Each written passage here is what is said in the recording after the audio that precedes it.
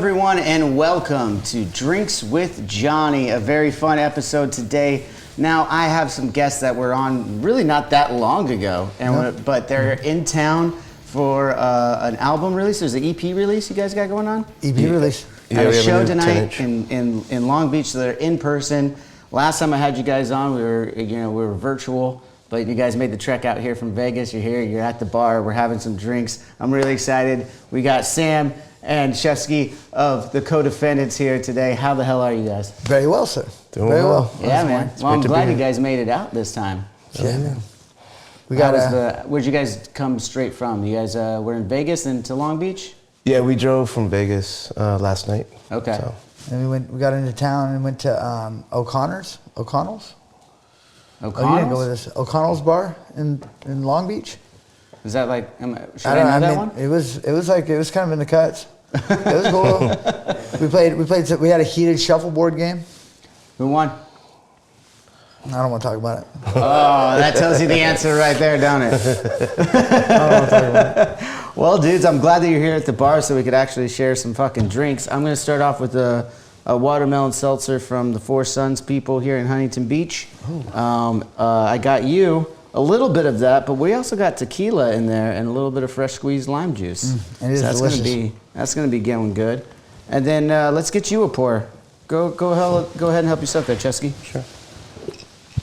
You said you're a tequila guy, huh? Sometimes, yeah. I've been really lightweight recently, so. What does that mean? Just barely drinking at all, but. Like he doesn't even know how to pour it anymore. What fucking happened there? I think you got to just go for it. I remember my first bottle of tequila. It's like a ketchup bottle. There we go. The old Heinz commercials. Yeah. You get the butter knife out. You guys remember you had to get the butter knife out to like get the last little bit of the fucking ketchup? Well, you know that they have the Heinz 57 on the actual bottle of ketchup. There's a little 57 embroidery on the side of the bottle, and when you have it upside down, that's where you're supposed to hit it with your palm, and it makes it like it's kind of like the DOS boot. Oh, you know. Yeah, so it's like when it turns like that, and you hit it right on the 57, it all spits comes out. Yeah. Oh, okay. But like, do you want it? Is it the right amount though? Because sometimes you don't want it all to fucking just splash out all over your fucking shit. You know, it's as long as it's real Heinz 57 in there, because you got to realize like at diners and stuff, they're not, they're using those big old tubs and refilling those glass bottles. So yeah, I mean, you can tell if you hit that thing and it all spurts out, then you're eating. Which restaurants are using the real Heinz? That was what I want to know. They're out there and they're charging you for it too. Oh, maybe that's why the burger is like $20. Maybe. It's got to be about the Heinz. I'm a Taco Bell man, so I would know. Oh, all right. Me too. Hey, cheers, guys. Thanks for being here. Salud. Let's start this shit off right. Yes, sir. Yes, sir. Yes. That's good. So, a few things have happened since the last time you guys were on the show. You released a couple more singles. Yeah, we just came out with a single with 2Mex. 2Mex is like a legendary underground rapper from LA. He's been doing shit since the early 90s, and he's kind of a mentor to me. He's kind of like an older brother to me, honestly. And like when I was in my 20s, I used to live on his couch, basically. So. Wait, what?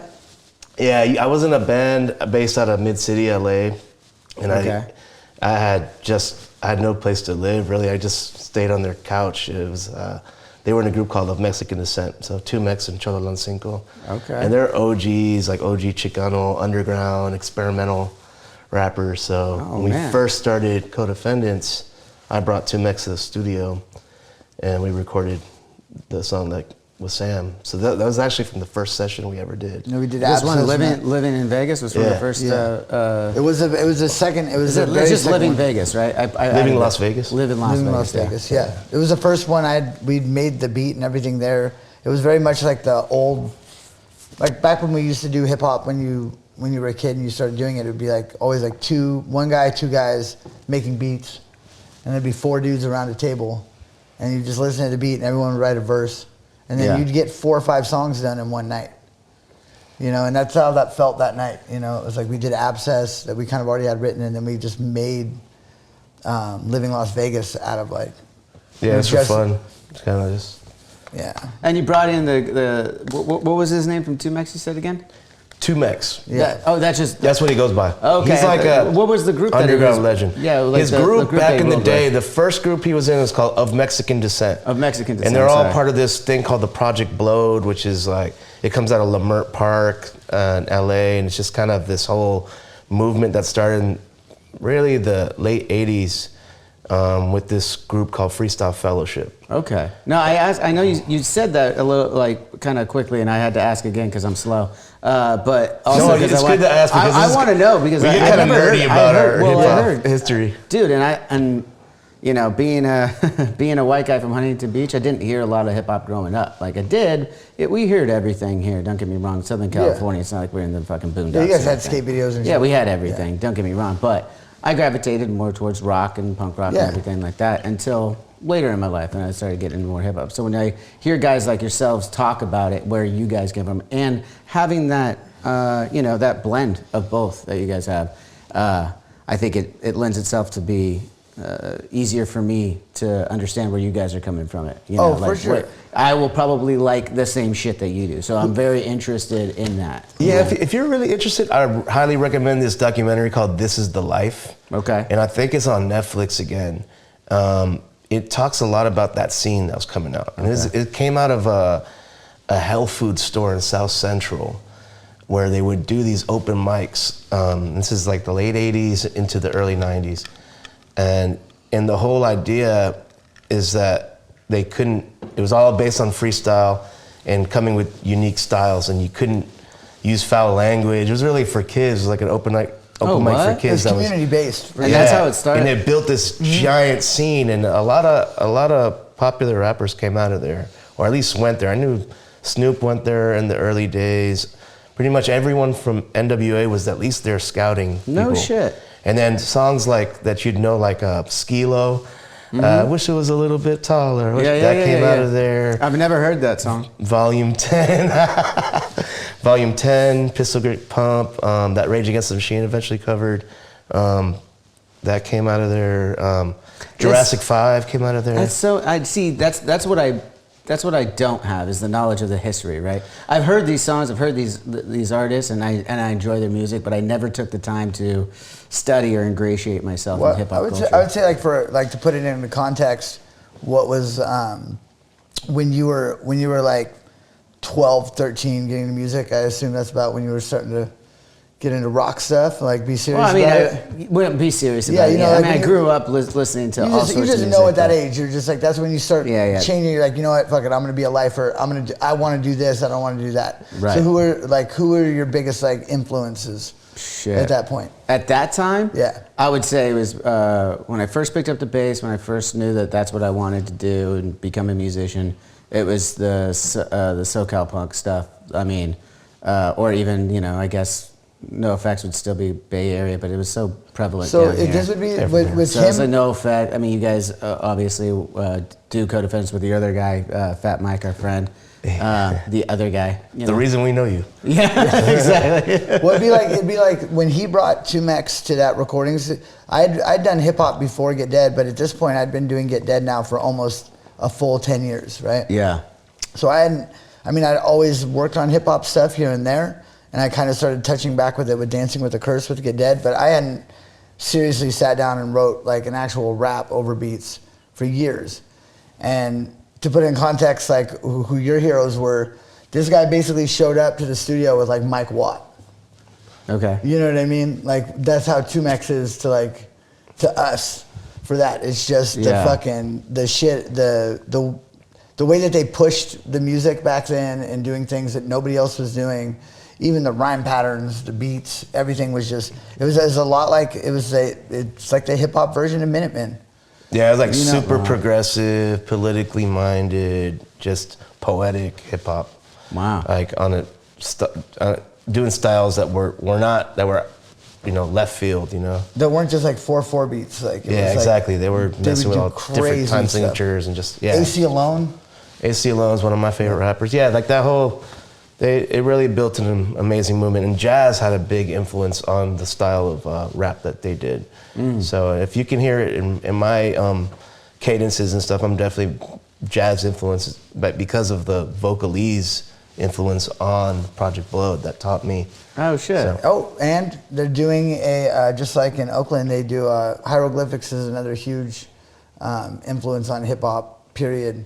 So in Oakland, every year they do a Hiero Day.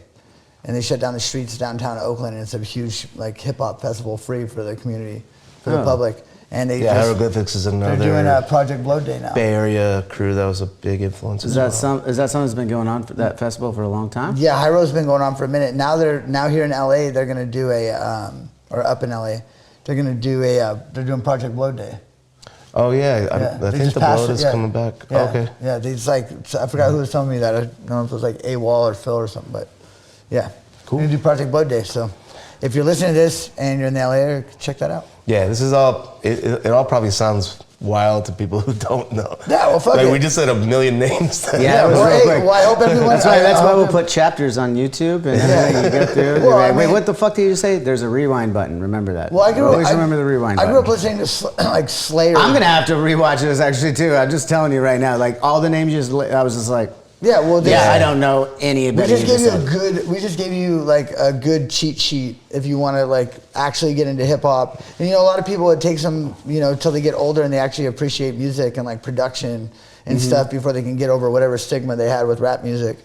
But once you dive into it, it's deep, man. And it's just like any other form of music. There's just some fucking pioneers that are in it, and we were lucky enough to actually come up with a generation where it was like people that were tangible that you could actually like talk to and stuff. And so now to be working with them is fucking, it's just crazy. That's rad. Yeah. man.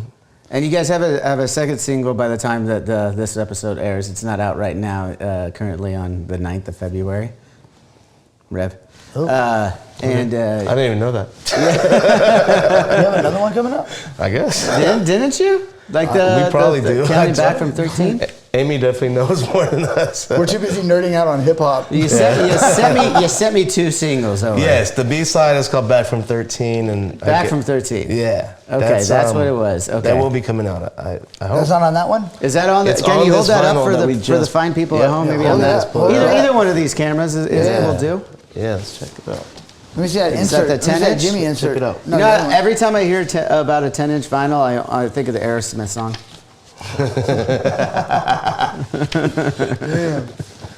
Yeah. And these are the dude, these are let's the flip that tour- around a little tour bit. editions. Those the side. Aerosmith songs would be unacceptable hold it like that. these days, Yeah. right? You think those Aerosmith songs would be unacceptable these days? Damn. Suck on my big 10-inch, get on my radio. They're definitely sniffing the glove, dude. Spinal Tap.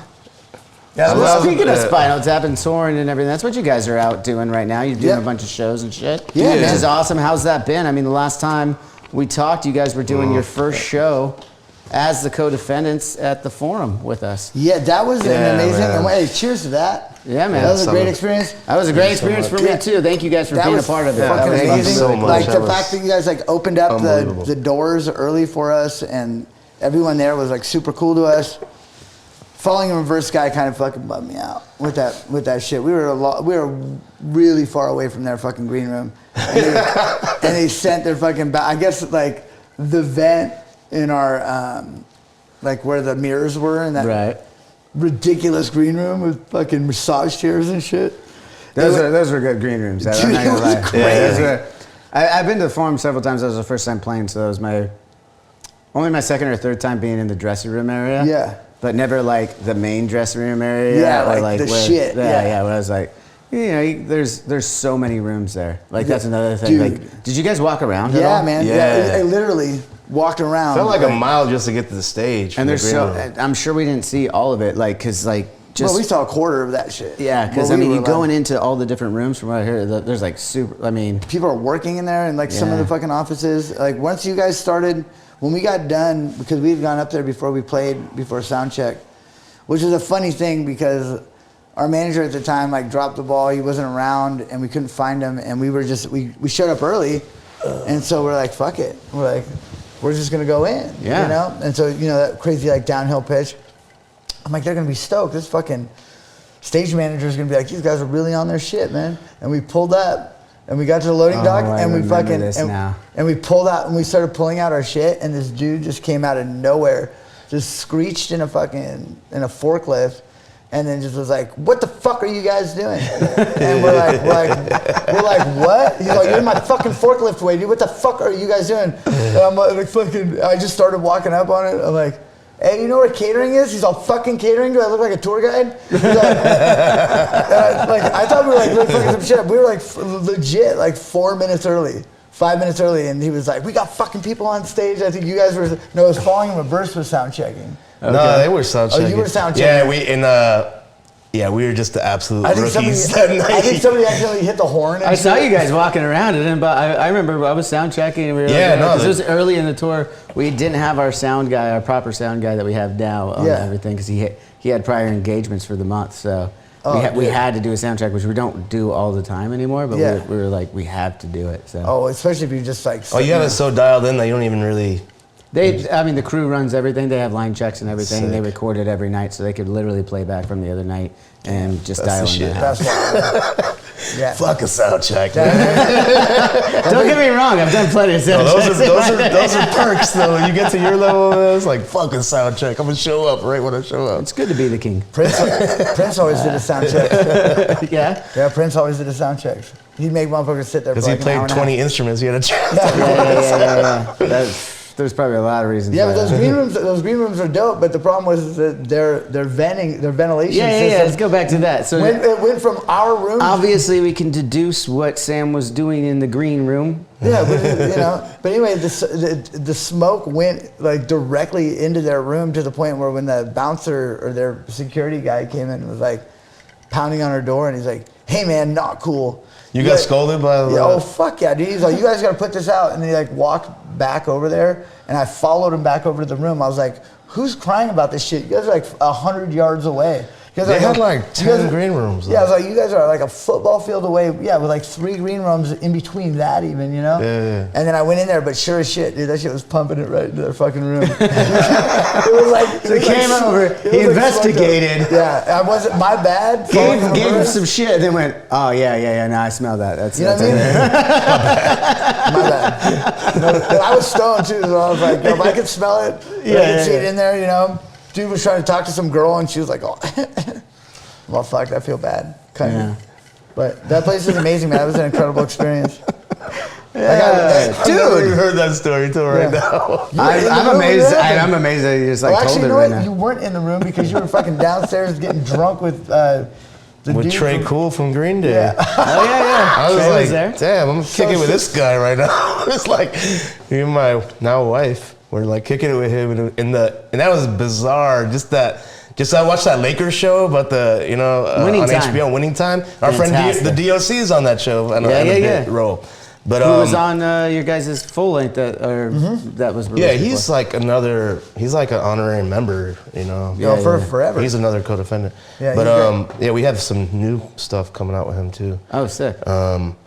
But yeah, that whole club, like the Lakers club, the foreign club, like it still looked like it was in the 70s kind of. So that was fresh to see. I wouldn't know. They wouldn't give me a pass to get into the VIP. You didn't get there? So I was literally sitting. Was that after you got busted for smoking weed? My boy Matt, that was the first time it was the first time we ever met Matt, and he came down from he came from Vegas with us there. And he didn't even know where we were going or what kind of music we played or anything, and we just fucking straight popped off to the Forum. He got fucking VIP passes to get back in that little bar area. I'm watching this guy. He knows what's up. He knows what's up, man. I watched this guy like sitting there talking to Trey Cool with his chick, just drinking, having a great time, and I'm like stuck behind the rope. I'm all, "Yo, hey!" And they're just like, "I said no pass, bro, no pass." Well, but I had a great time. Well, that was before you and I had really talked. Any of us had really talked. Yeah. We knew Mike, and then met you guys a little bit that night. Yeah, we met. That was the craziest guest list I think I've ever seen. Almost everyone from your band that night. How many guest lists did you guys super have? cool. Oh fuck, I don't know. Like as a band? Yeah. Like, what do you think? I don't know. Over 200? Oh yeah. Fuck, that's so gangster. Yeah. I mean, it's a home show too for us. Yeah. So I mean, it's. And it would been, it was almost 6 years from the last time we did like a proper tour. Yeah. Add on to that how much time it's been since we played proper LA. Fuck. It's been 10 years probably since we played a proper show in LA up until that point. I mean, he sold out the fucking forum, dude. It was a great night, but not as great as these shoes. Can you lift your fucking feet up? I gotta show these fucking shoes off, dude. Yeah, these shoes. I need those shoes for these fucking this fucking outfit, bro. We need. These shoes came with. Do you play poker? These shoes came with like I don't play poker, but I feel like I could. I feel like I could win. These shoes came with their own house slippers too. That had matching prints. Sick. Yeah, they got they're actually signed. This Eugene from Go-Go Bordello. We were on a boat with him from No Big Deal. Oh, my back hurts from all these names I'm dropping right here. No big deal, bro. Yeah, we were just on a boat with the dude. I love these just dropping names. I'm just saying, like, we're on a boat from France to the UK with the singer from Go-Go Bordello. We were on the thing, and he looked at my shoes, and he showed me that you can fucking take the bottoms of these off, of any like dress shoe, and it'll pop off, and there's like compartments in here. You can like, hide your fucking milk money and shit. Milk money, yeah. This motherfucker just said milk money. But I got him to sign it, and he's like, oh, you want me to? Wait, did you just say any shoe you can do that on? No, like any like dress shoe that has like a heel. See, it's got like pegs out on it. Because a cobbler, which would be the shoemaker, he's got to be able to like fix your heel and stuff, and work the leather a little bit. Okay. But anyway, so that guy, I gotta go check my shoes now. From Gogo, he signed it, and he was about to write his name. He's like, "You want me to write my name on there on your shoe?" I was like, "Nah, I want you to write premium," because he was in a movie called Everything Is Illuminated with Elijah Wood. Oh, I remember that movie. Yeah, and so he played. He was the. Do you know Elijah Wood also? Come on, man. You know him too? No, but are you talking about my boy Eli? What up, Elijah? Shit. Hey, E, hit me up. Love it. But yeah, so he ended up, that was like one of my favorite movies because he plays such a great character in that movie. He's like a Ukrainian dude that in love with hip hop, but is just so like inappropriate with his stuff because they don't know any better. His dad in that movie had a seeing eye bitch named Sammy Davis Jr. Had a blind dog that wasn't blind at all, just like the grandpa. It was so ridiculous. Anyway, but yeah, so I got him to pay that. And that was cool because Go-Go Bordello, probably top 5 best live bands I've ever seen. Yeah, they're great. They're great live. It's like a gypsy punk. They were on Side One Dummy for a little while. Mm-hmm. But they're... It's Roma punk, buddy. No, I'm just kidding. I don't know. No, it's Gypsy Punk. No, they call it Gypsy Punk. It's Gypsy Punk. It's not Traveler Punk. Joe Sibbs. Joe Sibbs is Side One Dummy, right? Yes. Yeah. Comedian. Yeah, comedian. Yes, extraordinaire. A lot of great bands have come out on that label, including a lot of friends of mine. Yeah, we had Joe on the show. It was really cool because he also did he opened for like Metallica or some shit. Or no, it was somebody else. Somebody else as a comedian. Yeah, he did like a comedy. I'm getting my Metallica. I'm getting my comedians mixed up. No, Dean Del Rey did for sure. I know Dean. Really? My buddy Dean did. He did it for their San Francisco Symphony and Orchestra that they did. Oh yeah. It wasn't even that long ago. 2 years ago, something like that. Yeah. I really feel like I feel like that Metallica needs to just come back and just do something like unfuckwithable, like super dope, to kind of like wash. I think they try to do that every few years. Yeah. First of all, I gotta stop you right there, Sam. They come back and do Ride the Lightning. Come back? How many people? Come back from what? They're selling stadiums out all over the fucking globe. I'm just saying fucking for their fucking like the. They're bigger now than they've ever fucking been. For stadiums all over the world.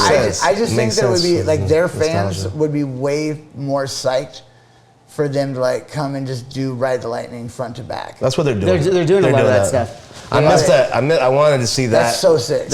On multiple nights because they're doing those multiple nights at the stadiums. Yeah. So they're mixing. So they're doing different sets every night. Oh, that's fun. Yeah, they're having different bands open at different times too. And someone's ringing my goddamn doorbell. Oh shit. What'd you guys do? Oh fuck. Hey, the falafels are here. It's probably just Elijah, is that you? Amazon. Yeah, that's Eli. Eli heard his ears were burning. What's your favorite movie, Ceschi? My favorite movie? Yeah, he's talking about his favorites. It's as up a there kid, for him. the movie that changed my life was Pulp Fiction. Ooh. When I watched that Is that movie, where the suits came from? That'd be Reservoir Dogs. Reservoir Dogs? Yeah. Yeah, well, I mean, but you still had Travolta. And did we bite AFI? Right. They dressed And Wolf. the Mr. Wolf, Pink. Harvey Harvey Keitel. Yeah. Great actor. The best But fucking... I got super deep into film over time, and I love. Oh.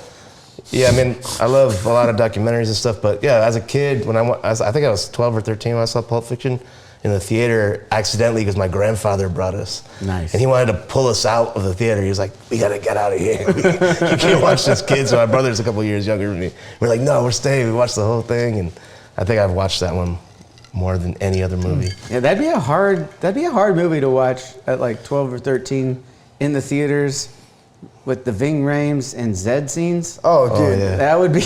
I'll tell you what's uncomfortable. My mom took me to see the fucking Doors movie with Val Kilmer. And like where we grew up in San Martin, such a great movie. There was only one movie theater. Val Kilmer it was Cinema fucking 6. kills It was it. small. So the lady at the front desk knows my mom, and like was sitting there talking to her for like 5 minutes, being like, "Kim, I don't think so."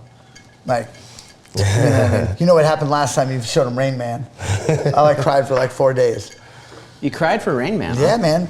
It's the only time that I've ever teared up during movies is when it has something to do with a mentally handicapped person. Do you feel empathetic for that? I've maybe a kindred spirit. I don't know, but whatever it is, I don't. You know what I mean? I don't. The first fight I ever got into was because these kids were picking on 2 kids with Down syndrome at the bus stop. Oh no shit. And the kids were fucking. They weren't kids. They were like grown men. They were like 19-year-old brothers that had Ninja Turtle back, and then I got the shit kicked out of me, but. You stood up for him. Yeah, but Dude, I think it was that Rain Man shit. No, in all seriousness, I cut you there a second ago, but I got to give you props on that. That's good human being shit right there. Yeah. That's all that is. I think the Rain Man shit fucked me up when I was a kid because I watched it later on in life, and I was like, because it took me a minute to rewatch it. I was like, what if it fucks me up again? But it's the fucked up thing about like him having to like dip on his brother at a fucking train station, and his brother doesn't understand why he's got to go. I think it reminded me of like the first time I had to put my dog down. You don't like really understand why it's got to go somewhere, and you're just like, So it just like resonated with that. Like maybe that was like the first time you felt loss. Is that yeah, I guess, yeah. I mean, in that movie though, I mean, it's been a while since I've seen it actually, but a lot's changed in the our knowledge of what autism is. Oh, absolutely. Right. Since that movie, I mean, the movie was made in the '80s. They barely knew anything. Yeah, they took him to a casino and made him start gambling. Yeah, dude, sick idea though. Sick idea. Let's be real. I would have done it. I would have just like took him with me though on the train. Well, yeah, exactly. And by the way, there's nothing so much wrong. more money. All it shows to me is how intelligent he is. Just because you don't I guess that's the lesson in it. Just because you don't understand someone's intelligence based on something that's more skin deep or more socially accepted intelligence doesn't mean that they're not intelligent. Yeah, it's there's a whole other level. It's a different. It's like my dog doesn't know how to do an algebraic equation, but fucking, she can smell someone sniffing around 4 blocks away. Right. Her intelligence is just on a different level than us. Yeah, she still understands shit. I can look at her face and be like, that dog understands that I'm packing a bag and leaving right now. You're a big dog person. I'm catching here. You got a dog right now? Yeah, we got a dog. We got a dog. Yeah, we all have a dog. She's wait. You guys all co-defendants pit bull. You guys all live in the same fucking house? Well, we did at one point. At one point, Mike moved from the house where we were all living at in Vegas. Okay. He's living on a golf course somewhere. Okay, he's moving around all the time. Like he had his place in LA where he did where No Effects did the white trash heaps and the bean thing, and then Get Dope did that, right? Yeah, you guys the Weekend at Fatty's. Weekend at Fatty's, and then Campfire. They didn't mic it. They still put it on wax though. Yeah, they still put it on wax. They didn't mic it.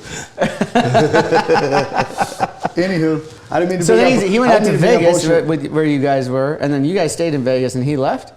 Well, what happened was that Mike and his fiance split for a bit. They had like a fight, and Mike was like, "I'm staying in Vegas," and they broke up in Vegas, and it didn't last that long. She kind of like came back, and you know. Yeah, and now they're back together. So it's Now they're back together, so the Bachelor Pad days are over. Yeah. I mean, it was cool. Like, But you guys had a good run. Yeah, dude. Mike. Well, no, you got married. I got married. Yeah. I had a good run. You missed it by sure that much. his run You missed it continues. by that much. Oh, Maddie off the camera over there. We got the wingman over there. Huh? Yeah. But it's not a bad job to have, brother. Yeah. But it's like, you know, they're in a full blown, you know, it's an adult relationship, and we got to a point where it's like, well, I don't want to be Kato Kaelin at this guy's house. It was amazing. Mike gave me a full free year at a mansion in Las Vegas. Yeah. You know. When I first moved there, I tried to start a Tinder profile, and I just had a picture of our fucking waterfall, because we had a waterfall. That's not creepy at all. No, hey, I'll tell you Let's what. go on a date, babe. Here's my waterfall. It started as a joke. I don't want to show you my face. Yeah, for real. It started as a joke. We're like, what happened? Yeah, he started an account, and he had just started. I wonder if a lot of people just thought you were into wet work. No, bro. They you would be surprised at fucking the response that it got when they're just like, oh, this fucking person it's full of has waterfall. a waterfall mansion in the fucking. It's Vegas. So you got a lot of bottle rats. I mean, there's not much fucking. I mean, there wasn't much substance. I mean, but remember that one that just kept sending you weird videos? Like, dude, that shit was like, Good morning. Sam just looked me in the eyes like. and he'd show me the videos every morning and be like, here she is again. Yeah, Good morning, Sally. Yeah, this one girl, she would just like call. She refused to like fucking beat up. I thought she never met her. AI, but she would call me every morning with the craziest like high pitched voice, and she'd be all bubbly, like dressed up in some new outfit, and she'd be like, "Good morning, hope you have the best day ever." Like I was like, "Fuck, dude, am I on acid right now?" And you were. She was cute. Yeah, we were sometimes. Yeah, we went to see David Blaine on acid, and that was. Yeah. Actually, part of the song that we. No, David Blaine was performing at the Hilton, the new Hilton. Chris Angel interrupted his show. Yeah, Chris Angel stood up in the middle of the show and was like, "Hey, David, it's Chris. I just want to say you're doing great work here." It was so strange. And he was in the nose. I'm coming to Long Beach tonight, and I'm going to do that to you guys. Please do it. Bass solo. Come on. No. I don't want to do anything. I just want to stand there and interrupt the show for no fucking reason.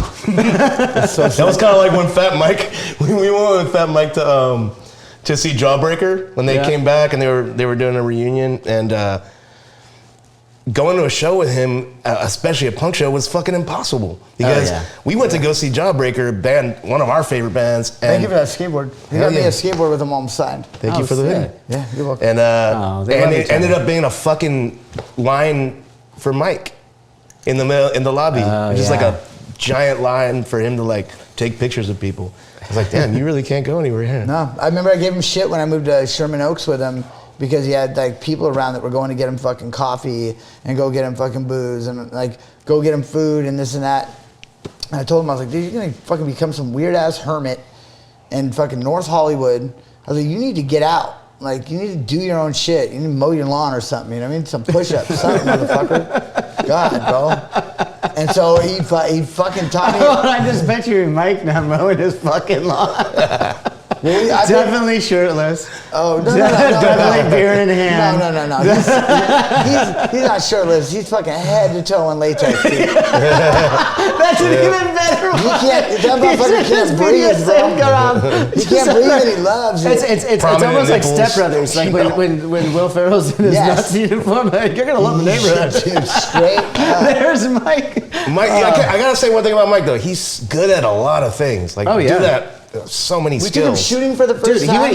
I would imagine Mike would do something really creative with the lawn mowing. Like, his lawn would look. I'll tell you what, he did something really creative with a fucking gun in his hand, and it scared the shit out of me. When the fuck did he put a gun in his hand? We took him out to the desert because he said he was talking one day. He's like, I've never shot a gun. Been around it I was like, hey, let's go get some tannerite. Let's go fucking drive out to the desert. You brought out tannerite for him too. So we had some guns in the house. He would have bought a fucking a 357 Magnum snub nose. He never shot a gun in his life. Sick. And then we had like the 38 and like a 380 fucking carbine, and like, And this place that we went shooting was like right outside of Vegas, but it was up against a prison. And you can shoot there. They love it. Like the warden's coming out there, I guess, and shot with like Jimmy and Sean Kuma from the tattoo shop. And Mike gets out there, and this motherfucker's in a fucking dress and a boa. Love it. And he's got the gun, and he's just like, he's all right, so what I do. And like, you've shot guns before? Yeah. So I mean, it's damn near impossible with a snub-nosed 357 to hit something that's like, you know, if you try to shoot that camera from right here, you're gonna have a hard fucking time because it kicks, right? Right. This guy dead-eyed a fucking tannerite fucking target that we had that was only like this big, seriously, like fucking 30 yards out. Just like 3 times, he was just like, bop, bop, just immediately, naturally, just a gifted fucking shooter. And then the guy follows up with this one. Did I hit it? Oh. Just 2 fucking bullets. That's like the one, like the number 1 cardinal sin of shooting with your buddies when you come around. Dude. It's like, no, down that way. No. Down fucking that way. It was live. It was cocked. Yeah. I was like, this is it. This is when you end up like in out of all the fights and shit I've been in. Straight up, out of all the times I've been around guns, like this is how I'm gonna go out with a dude in a dress and a boa. And my fucking last 5 minutes on Earth are gonna be me being completely amazed and then completely horrified. Which that would make sense. Yeah, I mean, it wouldn't be a bad way to go out. Yeah, I mean, hey. I'm just dusting my drink right now. What's that? I dusted your drink? I'll fuck you. That would have been I'm going to do that next time. Hey, cheers. Hey, cheers, brother. Cheers, cheers. Cheers, guys. Hey, this is fucking awesome. Hey, why don't you pour me one of those, man? Yeah, pour it up. Let's keep it going. Let's see if it works this time. I think the answer is at the bottom of this one. I know you looked at the bar and you decided tequila. Is that something you'd usually go to? Is that like Ceschi got me on the tequila. Yeah. We went to a place in Portland recently where I had the best tequila of my life with our manager, Phil. Shout out, Phil. What was that place called? Do you remember? Whiskey Library. Yeah, you have to have a membership to get in it, and it's in downtown Portland. And there's a restaurant downstairs, but then there's a staircase up. It's kind of speakeasy-ish, but when you walk in, it's huge vaulted ceilings, like 20-foot high ceilings with like stained glass, fucking whatever. But they have North America's biggest spirit selection. Really? There, and they have like the big wooden ladders, and they come out. The wood, everything in there is just like amazing oak wood paneling, and the kitchen are behind these walls. And when your food's ready, a secret panel opens up in these oak walls, just like a fucking Star Wars door. Oh, sick. And then they just hand the food out, and then it shuts just as quick. And if you don't catch it, you don't catch it. You don't know where they're coming with this food, and they just have it. But Phil, he took us to the most amazing dinner alcohol tasting of all time. We had like $500 shots of tequila. Sick. They had some crazy. Do you remember the names of any of the ones that stuck out to you? He might. Man, Phil knows his tequila so well. I don't know. It wasn't anything you'd find at a regular bar though. Right, it wasn't like right. Clase Azul or anything. It was like beyond. Yeah. And it was dope. You had to go kill like a Aztec demon in a temple to get this shit. It was fucked up. It was expensive. I remember when he was ordering it, he's like, yeah, just get 4 more. And then he's like, let's get another round of those. You know, we're out on the town. I'm like, dude, it's fucking drop like $1,000. I'm sweating. I'm like, dude, this is like the one time where I'm like, yo, I will legit go to the bathroom and not come back if somebody starts talking about splitting this bill, because I can't. So you guys didn't do credit card roulette that night, huh? No. No, wait, but he drove us in a Hellcat. Hellcat. He drove us in a fucking the rowdiest Hellcat you've ever been in. But it was like leather interior with the red and shit. It was all pimpy. But the whole, I love you, Phil. The whole back seat was just fucking knee high with like liquid death and fucking energy drink cans. What? All the way out, yeah. I don't know if it was his or if it was his homie. I think it was a homie. Okay, so this homie of his hit like big on crypto. Yeah. And I think he like overnight became a millionaire and then overnight like lost it all almost. Yeah, but he got that Hellcat in the process. Yeah, gave it to Phil. Yeah. But I would ask the question, how do you overnight? If you've made the money, that means you pull it out, right? I know how. Because I lost a lot of money too. But you haven't lost anything until you pull out. No, it's from trading. If you trade hard and you're using leverage, okay, so it's gambling, man. It's pulling out, losing the leverage is pulling out on what you're banking on. Because you could do big That's leverage. always the thing though. Is like It's dangerous as fuck. Oh. I personally have. it's fucking gambling. Trading on any level is gambling. It's educated gambling. That's why you get somebody. You know, I watch my buddies do it, and they're sitting there with two fucking screens. And they make a lot of money, but it's just too. But what do they do with it? Such Have a- you ever gone? Has anybody taken you Time-consuming. to fucking the Bahamas on their crypto fucking coin? Well, Have I you mean, ever not gone to a yet. crypto? Like one of your friends taking you like to a dope? I mean, you're party? asking the wrong guy because me and my band have done pretty well in crypto. Fucking Yeah, if you just held on to your crypto, you would have done well. But Well, that's if what I'm you saying. fucking got No, to me it's a long-term play. I get it because Yeah. it's Well, it super, goes down, it goes it's so down but west- it's still going to go up every time, even though it drops. It still goes back up and because gets higher it's still and higher and fucking higher. brand new. That's the Yeah. thing. Yeah, Everyone's thinking exactly. they're over it already. I'm like, no. That was the introduction.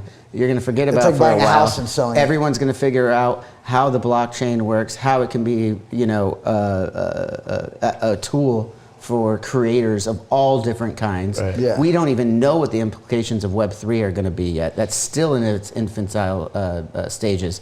So the idea of, I get it. Everyone during the pandemic had nothing fucking better to do but be on their computers. It's super easy and addictive to start Yeah. trading with the NFTs and everything like that without understanding what an NFT is. Yes. They thought it was JPEGs that made money. No, there's a utility factor behind Yeah, it. a smart There's a contract. whole fucking, the smart contracts are going to be things and for the it's going future. it's going to cut out so many middlemen that just leech off of And people. that's why it takes time because a lot of people are going to fight it because their Right. jobs Yeah. are going to be gone. Like that's like the federal government. exactly. Like, I mean, they don't, you're not. Yeah, I mean, they're just going to figure out a way to still. they're just going to figure out a way to tax it. They probably own most of the crypto. Absolutely. They own a lot because a lot has been They have to. seized. A lot has Yeah. been seized over all the They- shit that's they- gone yeah, down. and it's, and that part of it, you get into that. Where did where dead people's crypto go? What's up? It sits right Where there. does dead people crypto go? It 'Cause sits right there. Crypto is a finite You would have to- amount, right? There's only a certain amount of crypto, or can they keep? Bitcoin is a Bitcoin. finite. Bitcoin Well, was. there's Crypto is crypto that just means currency. the currency Yeah, yeah. in general. Like Ethereum, yes, fucking yes, Bitcoin. yeah. Bitcoin is a finite. There's only yes, so yeah. many. And Ethereum's actually, so they're actually burning a lot of Ethereum, so it's becoming less and less. So it's going to be more valuable with time. But the good thing about Ethereum is and I believe it's still the case, at least it was 6 months ago, everything happened so fucking fast. Ethereum is, the .eth is going to be where everyone believes Web3 will be built on. Okay.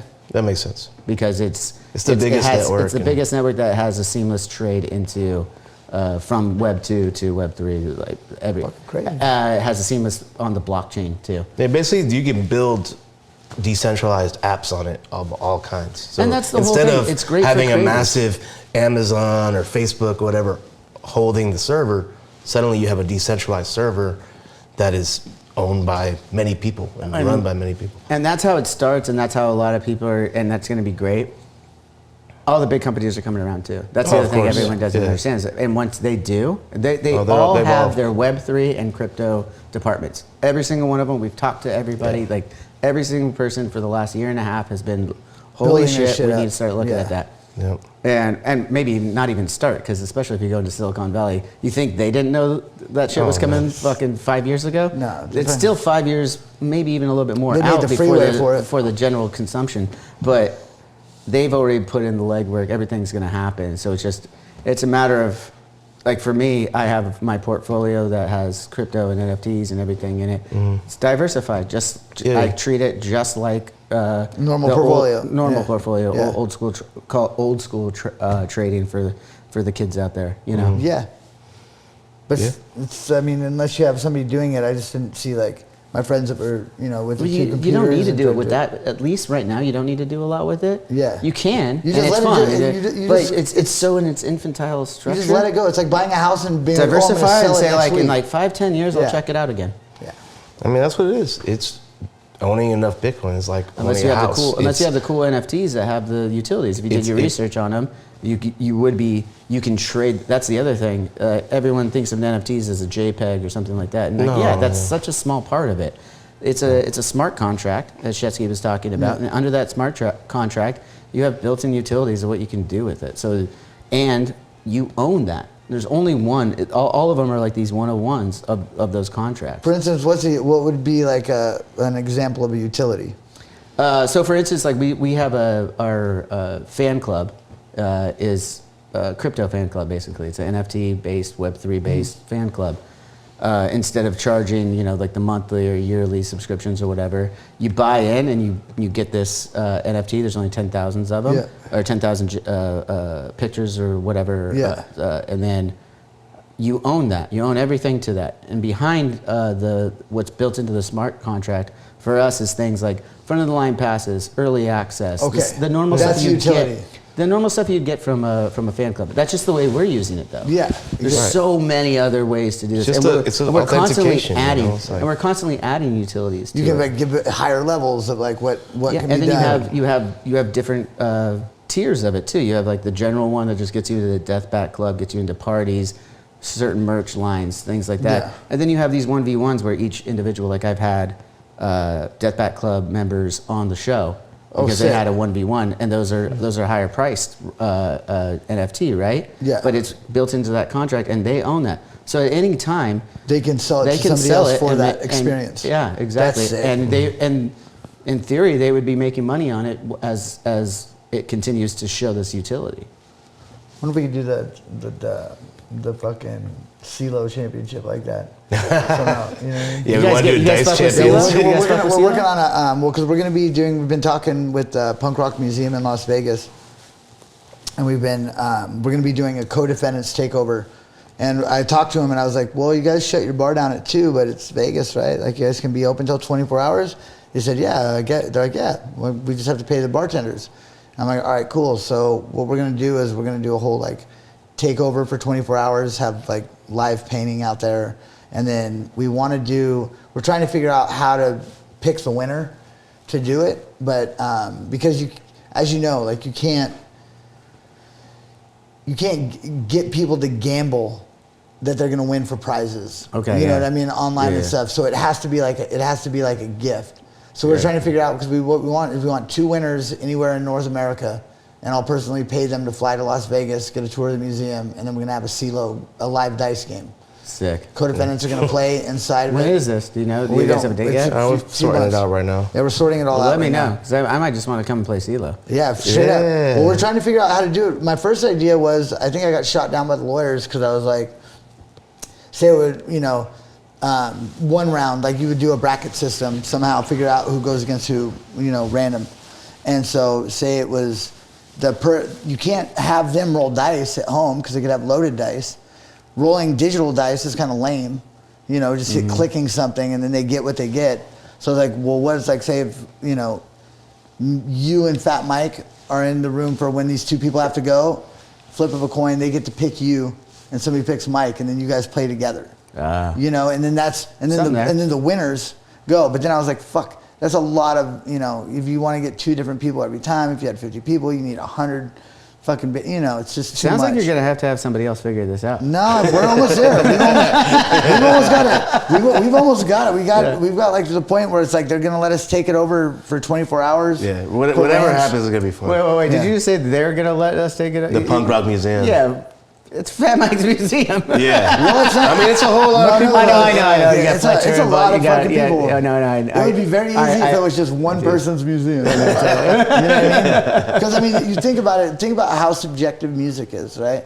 Mm-hmm. Like, so you have all these investors that aren't just investors. They're people that, the people that put the museum and everything together, they knew these people. These are people in the industry. These are people that like invested in this thing. Well, all those people, even if it's one genre called punk rock, there's 40 fucking different things going on in there. Yeah, and there's 40 different people that have their, like me, I'm like, there's not enough graffiti or skateboarding in this fucking museum.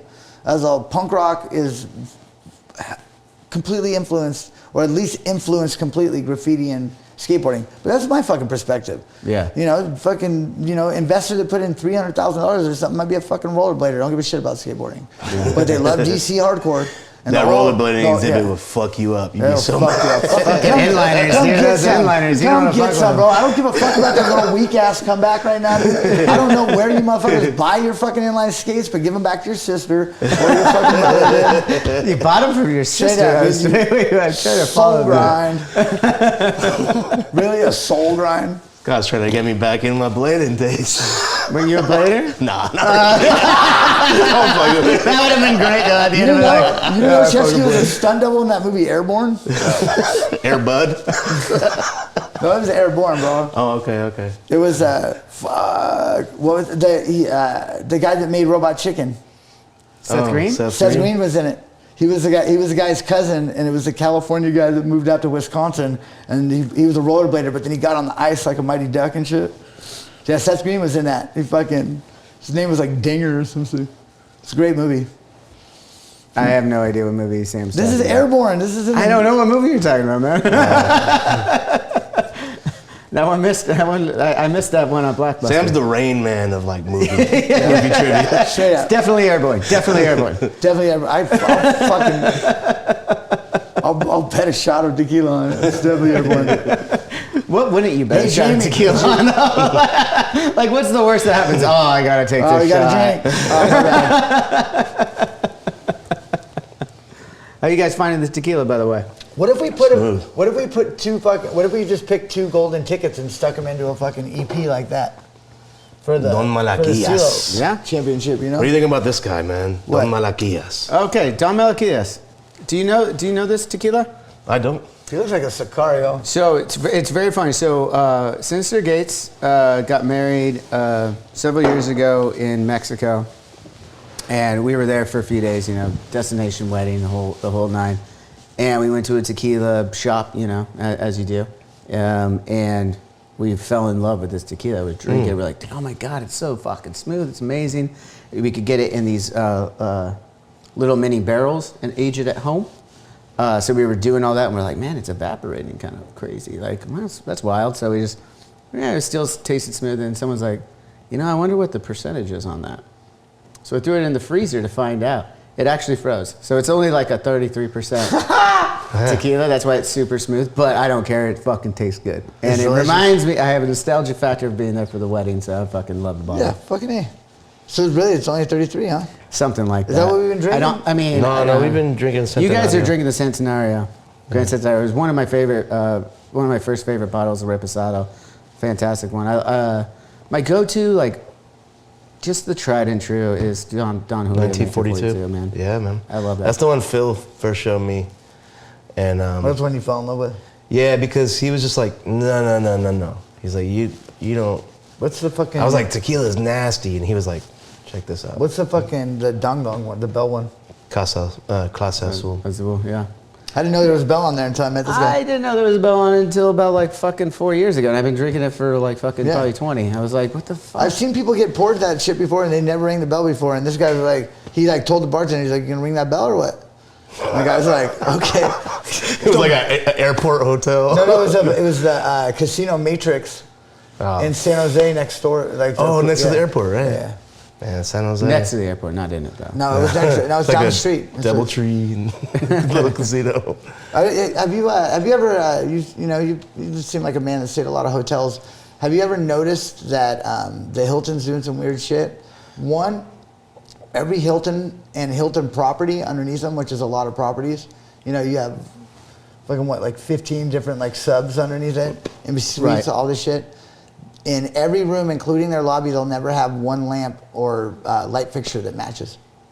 When you go into their rooms, they'll have 4 or 5 different lamps that have no matching, nothing. So I'm wondering what that is. And every DoubleTree that you go to has an apex in it. They're always some weird like octagon shape, and there's always a middle atrium that goes like straight up on some weirdo shit. Yeah, man, some skull and bones type shit. Yeah. Man. Yeah, is this some Illuminati shit you I don't know. I just want to know what it's up. I tried to look it up. I was like, maybe Paris Hilton was scared of fucking matching lamps or something, and her dad tried to do something cool. Maybe. I don't know why it's got to be so fucking like dark and twisted.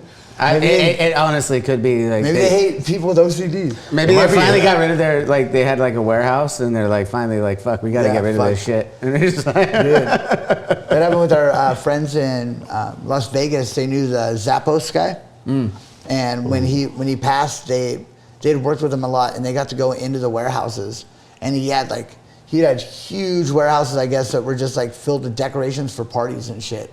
So they got these, you know, they do like activist stuff and stuff like that, and they got like, you know, these huge fucking realistic looking pigs and like Oh, wow. just like the wildest fucking like I don't know, man. They used that pig somewhere. Yeah, fuck yeah, right? they did. They Fuck yeah, you do. I mean, I immediately when you said that, I'm I like, can't- I don't even know- I I want can't- that can we pig not talk for, about that? for I can't talk about Halloween. pig. I like Halloween decorations. So you got a realistic looking Oh, pig you that should can go see our fuck up and neighbor. like spread its guts all over my house. Like, yeah. In this beautiful house. I don't know. I man. can see it. Dude, I go all out for the holidays. Halloween and Christmas, like we decorate the entire house like kind of For sure. Hey, and there's a time and a place for decorations, but I'm fucking, you know, as a 42-year-old man, miss me with the having a skull like glassware set for like 365 days of the year. Yeah. Or people like, there's a guy that lives on our street. I think he owns a haunted museum, and he's got like 15-foot skulls fucking sitting on his house. Just year round. Just year round. You know what I mean? I like it. Everything flat black, and it's just like I wish I could leave it up all the It's time. such a- I get flack if I did that. I don't know. Yeah, It looks- Sam don't like it. It looks cheesy. What was the spot near your house where it was like was that Liberace's or no? No, Liberace. There was this crazy like mesh sculpture outside with that. Yeah. Man, And I guess once again, Vegas it's got some subjective. Maybe wild- the guy with the skulls down the street hates that fucking dope ass wire sculpture. I think you know? that like modern art is I don't know, it just looks cheesy. It reminds me of like one of That's those cool. fucking like biker shirts that says like "bad to the bone." You know what I'm saying? You're in a house of metal here. You gotta respect What was that movie? Wild Hogs? Yeah, but with, he- Oh yeah. Tim Oh, Allen. this is nice. Definitely, that's what I think of when I see that guy's house for Wow. sure. I hear it in my head immediately. Like, get your motor running. Fuck that sound. Fuck this house. No, but I mean, That's yeah, this fucking is a funny. metal household, but the man's got fucking classic. This ain't no fucking metal household. He doesn't have fucking fake spider webs hanging. I grew up here. I'm a half mile from the beach. This ain't a fucking metal house. Yeah, look at this tracksuit. I man. keep That's forgetting what that man- we're fucking so close to the beach. Do you know Yeah. Do you know Jen and Dean by any chance? Jen Carlson and Dean. They're in a local. They're from Huntington Beach. They have a house right next to the beach. They always have parties over there. I don't know if you know everybody that like lives in Huntington. I know it's small. I mean, the funny thing is that growing up here, it was it always had it was smaller then, obviously. Yeah. Like I lived here my whole life. Probably in the low 100,000s when I was growing up, Yeah. and now it's in the high 300,000s for population here now. But it still has that small surf town Yeah. vibe. Like there's literally like 1 degree of separation from anybody who's lived here for more than 10 years. Yeah. Like you're like, oh, you know so and so. Like They were I running probably the- know the Jen and surf- Dean from some The surf. for the kids. Knows the surf society of like. What do they call it when they try to like the Surfer Preservation Society? Okay. So, you know what I'm talking about? Do you know Jen and Dean? Jen Carlson. She used to be in a band with Stacey D. She used to be in Back Hop. She's the first drummer. She was in the Jen city. Cutterell? What's that? Jen Carlson. Carlson? Yeah, I think it's Carlson. You're not talking about Jenny Carterell? No, Jenny Carterell's. Bad Cop. She was in Bad Cop, Bad Cop. No, not Jenny. Not Jenny. No. But I know her. She lives right no, down the but this street, is yeah? little Jen. This No, I is don't like know she was the drummer for Angry Amputees. Back then, I don't know if you know that band. Yeah. Yeah. I don't know, but anyway, they live down there. They're super cool people. They're coming out. Yeah, I'm tonight. curious about the scene here when you were growing up, like punk scene specifically. What was the shit that you were into? Or? Yeah, I mean, it was funny enough. It was, like I said, it was more the Bay Area punk, or it just all sounded like Southern California punk to me. I mean, it was listening to Pennywise, Vandals, Lagwagon, Bad Religion, No Effects, Rancid. Did I say Lagwagon already? Yeah, I think I did. Was it DI? Fucking Descendants, love Descendants. Did DI say fucking? They had this track. I remember me and my friend Joe Cousins up in the Bay Area. We were just clowning on it so hard because it was like, I think it was DI, and they're all like something about like Southern California made punk rock music. Like, dude, the guy, it's like a famous like DI or like it's not Agent Orange. Those guys wouldn't preach like that. No. It sounds like it's DI or something. DI's playing the last No Effects show. Yep. When Richard hung himself. We're San Pedro. Oh shit! That's coming up too. Yeah, we're playing the last. It's just announced. We're playing the last date of it. We're playing both. The both last show shows. ever. And you guys have been on a few of them though now. We're doing right? all the Yeah, we're doing doing all US, almost Canada. all of them this year. Has Mike been double dipping? Been on stage with you guys too, or is he? He comes up on stage and some. He don't really play with us because he's trying to like preserve. But he'll always come on stage. Yeah. Watch us for that whole Europe tour we did. My other band, Get Dead, played, and then we just got them to put us back to back on those stages, and they gave us good slots. We'd play, and then we'd just like walk off stage. We had 15 minutes, and we just like put on the suits, so we're just sweating, and then we'd just like walk back out. And then Ceschi would come out and we'd do a whole Codefendant set. Oh, nice. It was fucking nice, man. And we share the bus with No Effects guys. With Mike sometimes and Melvin. And yeah. It was cool. Such great and guys. their whole crew, like we've become real cool with their crew. You know, The best. 30 years that Kent. And Is LFA still cooking tacos on tour every once in a while? no, there wasn't. Man, LFA not cooking no tacos. No. It did on Warped Tour. No. We share the bus out in Europe, so it was I heard they did all kinds of wacky ass shit on fucking Warped Tour. They had like proms and fucking. yeah, Warped Tour was. Yeah. It was like that. Yeah, they had everybody, it was like. Oh, you guys did some Warped Tours? Yeah, I did like at least 2 full ones in a row with some change on a couple of the others. Sick. Yeah. I skated in. Were those I good skated in times for you? some but I wasn't like in a band in them. I did it once, but it was real rough for rappers. It was just like a little tent. Oh yeah. When I did it, it was just Before like Atmosphere they got were like, into it "Oh, and you shit. could get on the whole Warped Tour," and I did like 30 dates, and it was just I wanted to like kill myself at the end of that. It's shit. tough. Well, I mean, it's tough for anybody, but I can imagine, especially. Yeah, it felt like I was just there's all types of bands playing at the same time, and they're I'm trying to just go over beats, and I felt like I don't know, I was at a carnival or something trying to get people's attention, Yeah. Oh, It was like rough. that. People were like barking. We played one Warped Tour once, and it was at the Staples Center here, and we played on the asphalt at like 11 o'clock in the morning, and we had to be there at 7.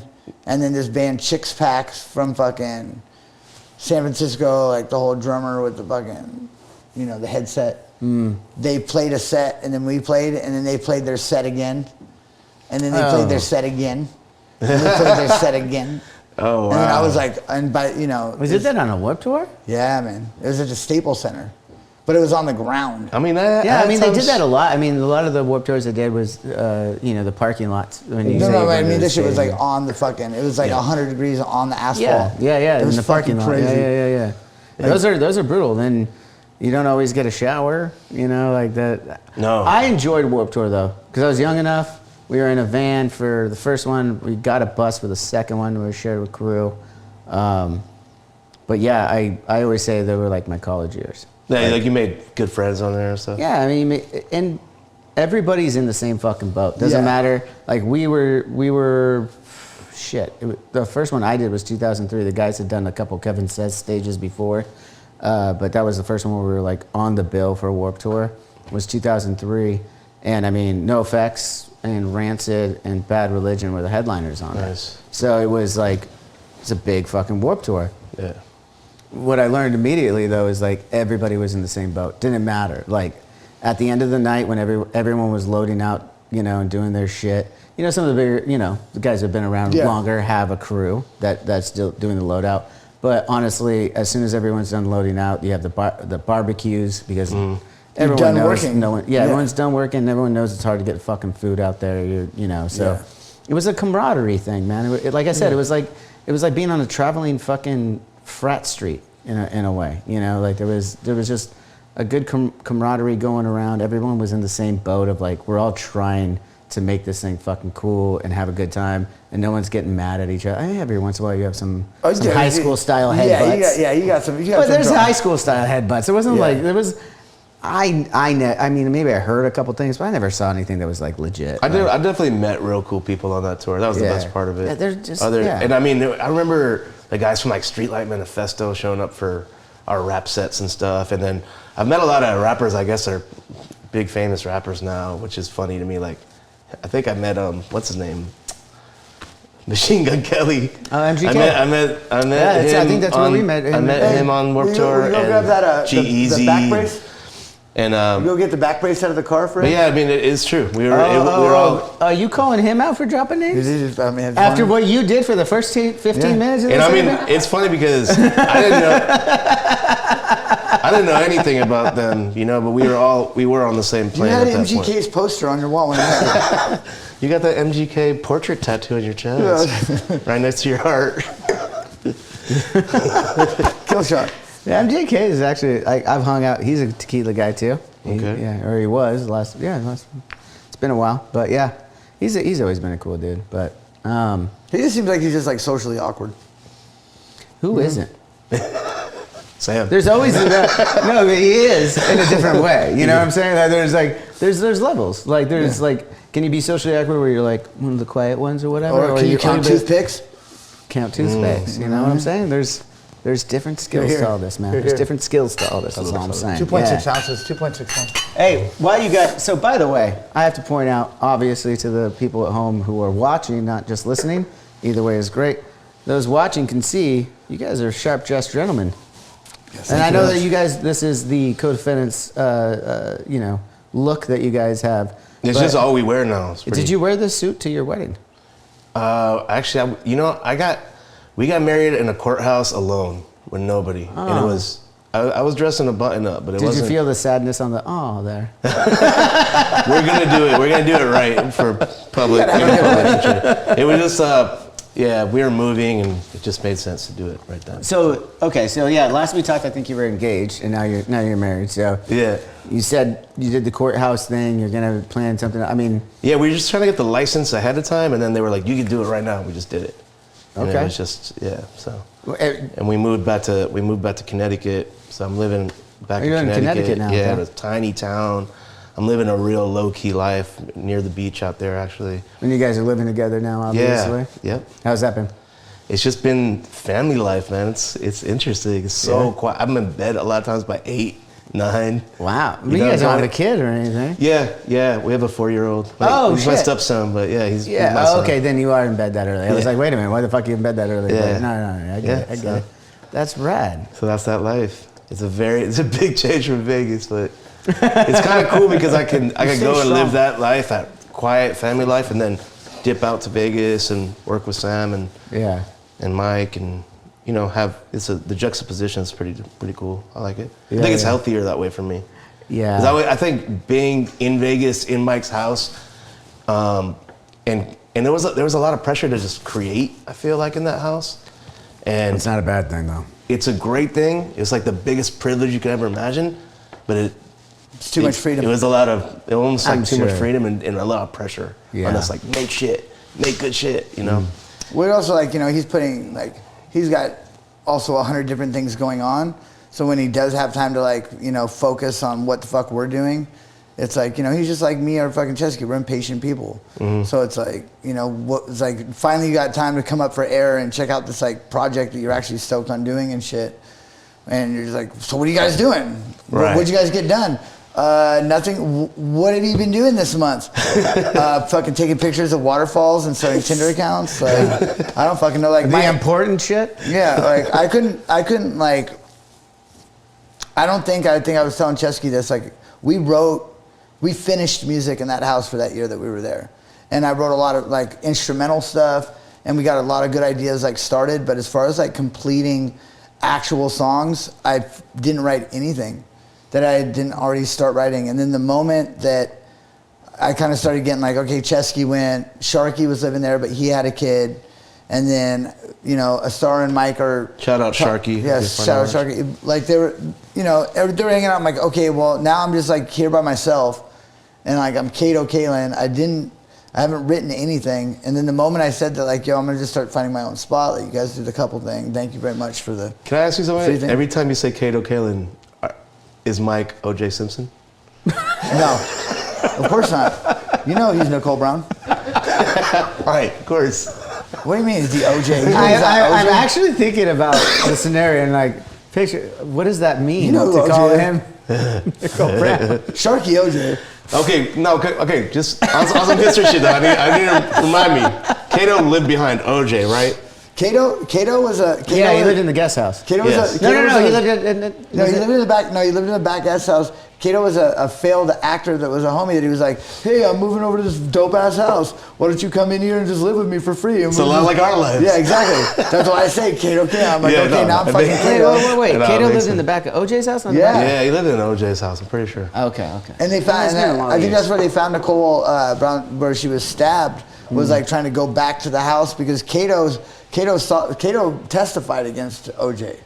Yeah, well, see, that's why I was confused because if he came back out of the house, that would have been because OJ murder or.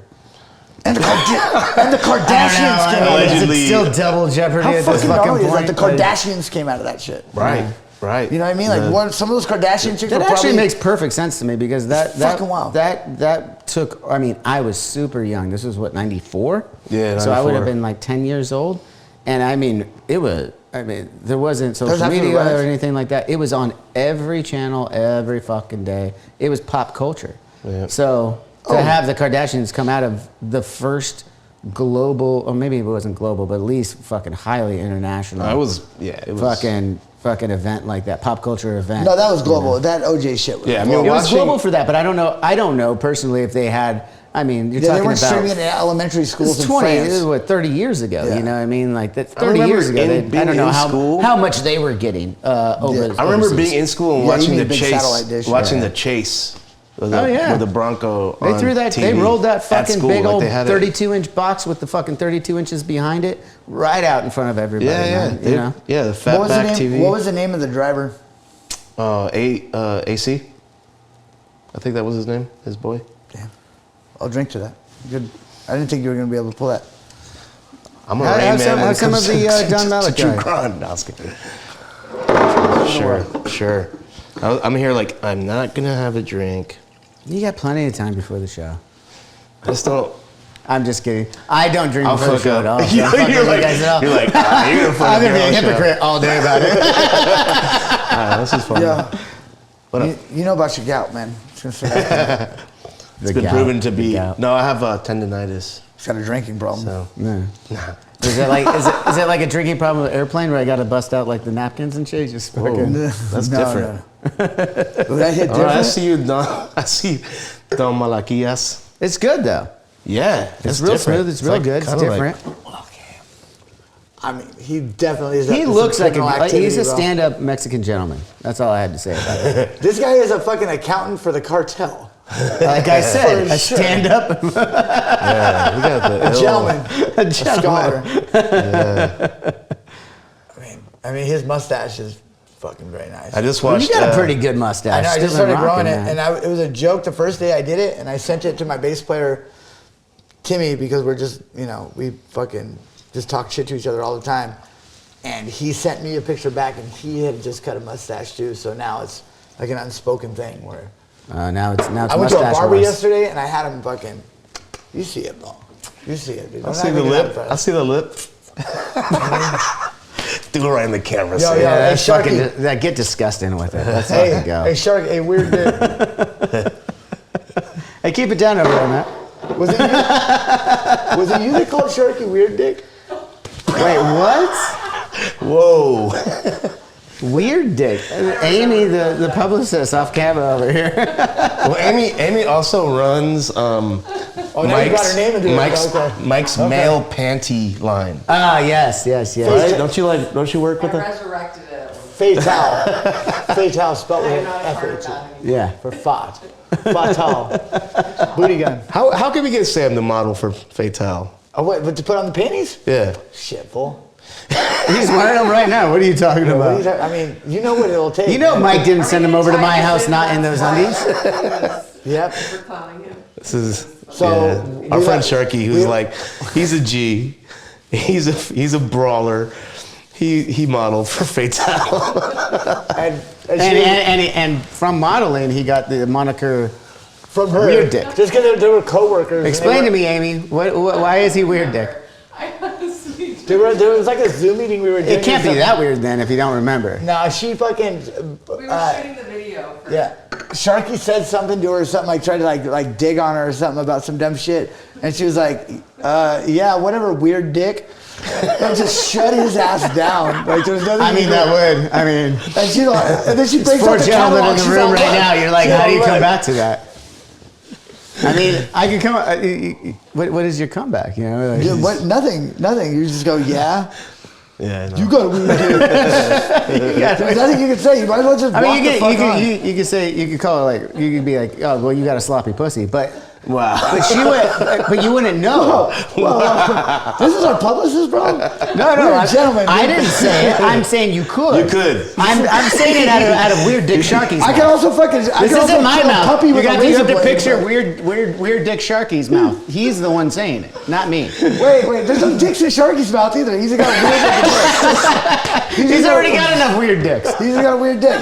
He doesn't need my weird dick, too. And to shoot my boy Bale, he didn't fucking have a weird dick. The lighting was. You know, he had a weird shadow. It was like that print right there, so it kind of looked like it was like, you know, he had like 3 testicles. She pointed out, I don't know why you're looking at Sharky's dick so deep. E.T. the extra testicle. Remember that Cheech and Chong? Oh, yeah. Extra testicle. Fantastic. Cheech and Chong. Yeah. Dude, man, I Shout out haven't Cheech and rewatched Chong. that shit in a long time. I gotta Fuck, what was that rewatch guy's it. name, dude? We went, when I was doing the podcast with Fat Mike, we went to the guy's house. He lives in Malibu. He lives in that, yeah, the dude from he lives in that house. Rocky Horror that's Picture Show. He produced Rocky Lou Horror Picture Adler. Show. Lou Adler. Oh, okay. His son was in that band Swayze. He started a fucking, I guess, a hosting company. Yeah, like an event, like an online event. Like whatever we were doing the podcast through, they were the ones that were like managing wherever it went or anyway. Fat Mike was a huge fucking Rocky Horror Picture Show guy, and so we ended up getting a fucking interview with his dad, Lou Adler, and it's that house in Malibu that's on the cliff. It's like a circle. They had a fucking piano, mini white piano that was overlooking the ocean that was called the John Lennon piano. Oh, fuck. That Lennon had like, given him. But was sitting there, we interviewed him for like 4 hours, and he was telling us these amazing stories about when they did like Cheech and Chong, for instance. They had, I think it was the Germs, went in there. Mike actually got the fucking actual demo tape from the reel from them. Oh, like 6 months ago. Was it the Germs? Do you remember this story? I think it was one of those fucking LA quintessential bands, but when they had the calling for the Cheech and Chong movie, when they did the Battle of the Bands, they were so horrible. And they only had to play one quick song so they could film it. They were so horrible that the extras booed them off and the fucking directors kicked them off. No. I think it might have been the Circle Jerks. I mean, I don't know who it was, but he was telling us this story. It would have been the Germs. 'Cause We the gotta Germs go were back. actually, We could probably look it up because it's as gotta be on legendary as there. they are, they were really bad. like at the playing So, but, like, instruments. Dude, what a great scene though. You just reminded me of that scene, the talent show scene. exactly, And man. everyone's Yeah. getting fucking And then high there's through the another- vents. Yes. Through the fucking What's that vents. song? I'm Through the fucking vents, Through yeah. the fucking vents again, dude. Drink. Mama trying to tell you how to live. Korn did a good cover of that too. Yo, that'd be fucking funny. Hey, have you heard that Korn cover? Korn did a cover? Years ago. Oh, shit, no, Fucking never heard. like when they're, yeah, first or second record, something like that. Oh, really? I like that first- Maybe they I like that recorded it and first then Korn record. re-released it or something like that. I don't know. I saw Korn in '95. Whenever that, I think that's when their first record. That would have been their first record. I saw Yeah. them in Freak on a Leash? 96. They were open. It was my first concert ever at the Great Western Forum. They opened for Ozzy. Metallica. Oh, Metallica. They were main support for Metallica. I saw them open Oh, for so you've been a Ozzy. Metallica fan from way back. That's why you got so I was testy. born and raised. I mean, I was. That's why you got so driving- testy earlier. I was what do in you the mean, back. where'd they go? I don't know. To the fucking therapist? Whatever, dude. Hey, And fucking what's wrong aired out with the- that? People can go to the fucking therapist. Those are great A Doug family Benny. goes to the fucking therapist. They've Yo. been together for fucking 40 Hey, years. I'm away in God this damn, right that's now. a family if I've ever heard one. Yo, hey, you put me on some fucking therapist bullshit, dude, we're gonna fucking fight. We're not gonna talk, bro. Oh man, you had to go to a therapist. It was court fucking mandated, bro. That was court. I've been hearing this guy on the phone. all the Okay, time. wait. Before we get too far on that, I'm going to say I go through therapy. I have a No, me therapist too. I've had Me for too. fucking 13 years. Pussy. It's different. Yeah. If you get it court mandated, that's not fucking I love it. therapy. He likes his therapist. I love my That's like therapist. I got court mandated to go to Alcoholics Anonymous when I got a DUI when I was 19. I never Nah, fucking went. I like my therapist. She fucking. I had court she mandated good. at Narcotics Anonymous just for being a drug dealer. Just for being a drug dealer. I never Just even. trying to earn an honest living as a drug dealer. And these assholes No, put and you know me what? in a And fucking it was marijuana, And it was transportation. and it wasn't even. I wasn't even transporting. You were muling? No, I was brokering. So Okay. So you're high class like your suit. yeah, I love bro. I did not expect a certain delivery, and it was tossed into my lap by a snitch. And Did you watch the movie We're the Millers? oh yeah, it's like a family that accidentally drives a bunch of. Not accidentally. They fake. They got a stripper. They got a fucking. Is that with Jennifer Jennifer Aniston? And, Yeah. yeah, I did see that. She redoes. I She redoes Flashdance. Yeah, Which, hey, Jennifer Aniston, 52. Check that out, bro. dude. Hey, look at the camera. I'm Give not her gonna your make eye number. contact with her. She's a lady, bro. That's disrespectful. No, you just send her a picture of your waterfall. I'm gonna send her a picture of fucking Sharky's weird dick. That's what every lady wants. That's what everybody lives. A weird. dick. Apparently not Amy, because she sounded disgusting. I think it sounds more like she was like a little bit of negging. Like, No, like, I was like- there. I was like- there. She like said- elementary she said, school negging. She's like, weird dick, but then she kind of giggled as she like walked away. She stopped listening to my version of it. I mean, can you imagine the shit Amy has to hear every day working with Mike? Well, no, wait a minute. I want to go back. Not only working with Mike and you fucking hooligans, you guys live together. You guys need to interview our publicist. Is what you need to do. Dude. Yeah. I do need. That would be an interesting way of going about this. Fuck Instead of yeah. asking the publicist, "Hey, can you get your clients on our show?" Have your Let's be like, clients- no. I want to hear what you have to. And do. I want your clients to make a release on you. Yeah, yeah. You know what I mean? Let us write one for her. Well, she's fucking, very dynamic. Oh, we can read it too. We can read it live. Oh, It's we're really doing hard this. to just like tie down the genre of what she represents. You know? She does it because she loves it. Yeah. Well, you guys are out here to. I know we talked about literally everything else. I fucking except love for the that watch, Codefendants, bro. which is I love that thank watch. you, man. I mean, what was it? Do you want to fucking play a hand of poker for the shoes or the watch? What size shoe are you? I ain't that big, bro. Just one hand, huh? One hand of poker. I mean, I would go high-low card. Ooh, that's a fun one. I'm a bad man. Yeah. Dangerous. Now we'll play. Honestly, wanna as I'm go looking gold? at it, there's no chance. Yeah, your foot. You is want to way go bigger gold for than- gold? What's up? Yeah, I do. My son just lost 5 teeth in fucking 2 Oh, hey, months. so check out his future. Check out How old his is he? future. He's 7. He just turned 7. Oh. It's that year. That's that year. Let's say they lose their teeth that year. Just everything just started falling out. It's like, and it's so fucking funny when he smiles now and he like looks at me and just like this, he's so happy. And I'm like, you look so fucking stupid. This is fucking awesome. He looks like a jack-o'-lantern. It's super cute. It's an amazing part of being a human, though, right? Yeah. Like that protection. Like How you're gonna do you- fuck up your teeth when you're a baby, so we're gonna give you a whole new set of ones. Yeah, you know Yeah, we're 40. We're 42. Wow.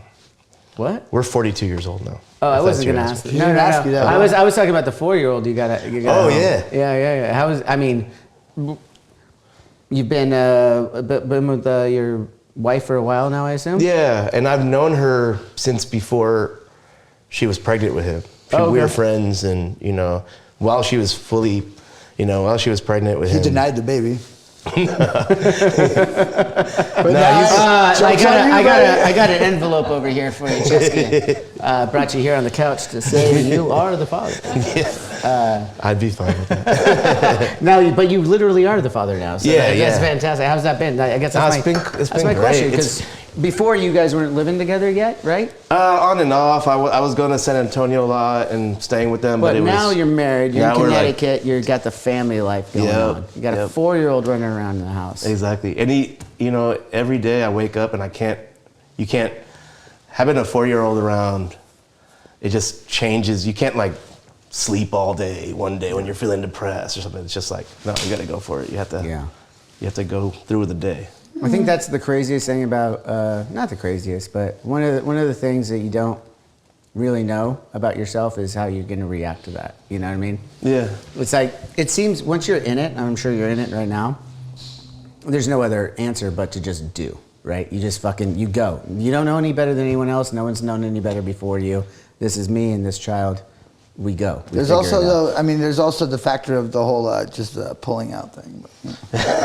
Why is that a factor?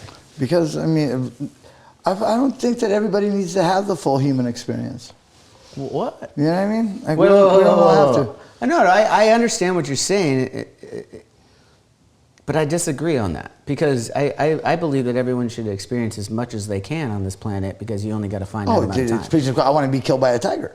You know what I mean? We can arrange that. I want all. For real. I want all synapses firing. Like, because you're gonna fight. You're gonna be like, oh, I might be able to do it, and there's gonna be defeat. There's gonna be fear. There's gonna be fucking acceptance. There's gonna be, you know, if you're that into it, like. So if you want I have a serious question then. Would you ever hunt man for game or be hunted as a man for game? I would kill a human being fucking without a second thought if it was between a human being and a dog. Okay. What's your dog's name, by the way? Loca. And what kind of dog? Pitbull. She's the best. Awesome. She spoons me. I gotta say though, like I've Like wanted. spoons you? She You don't spoon spoons her? me. That's dope. She spoons Ceschi. She's beautiful. That's beautiful. rad. Should I get- She's I like had a a pit bull. I had a pit bull. She's a brought up. beluga whale of pit bulls. She They're lit- such sweet animals, by the way. Like She has they a get fake bad rap. six pack, bro. Fake? She listen.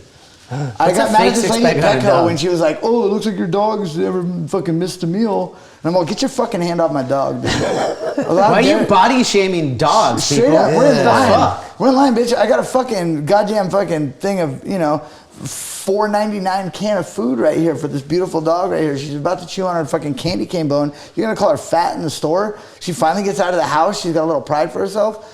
Doesn't fucking do it, dude. But she has, you know, she's a little portly, and so she's got.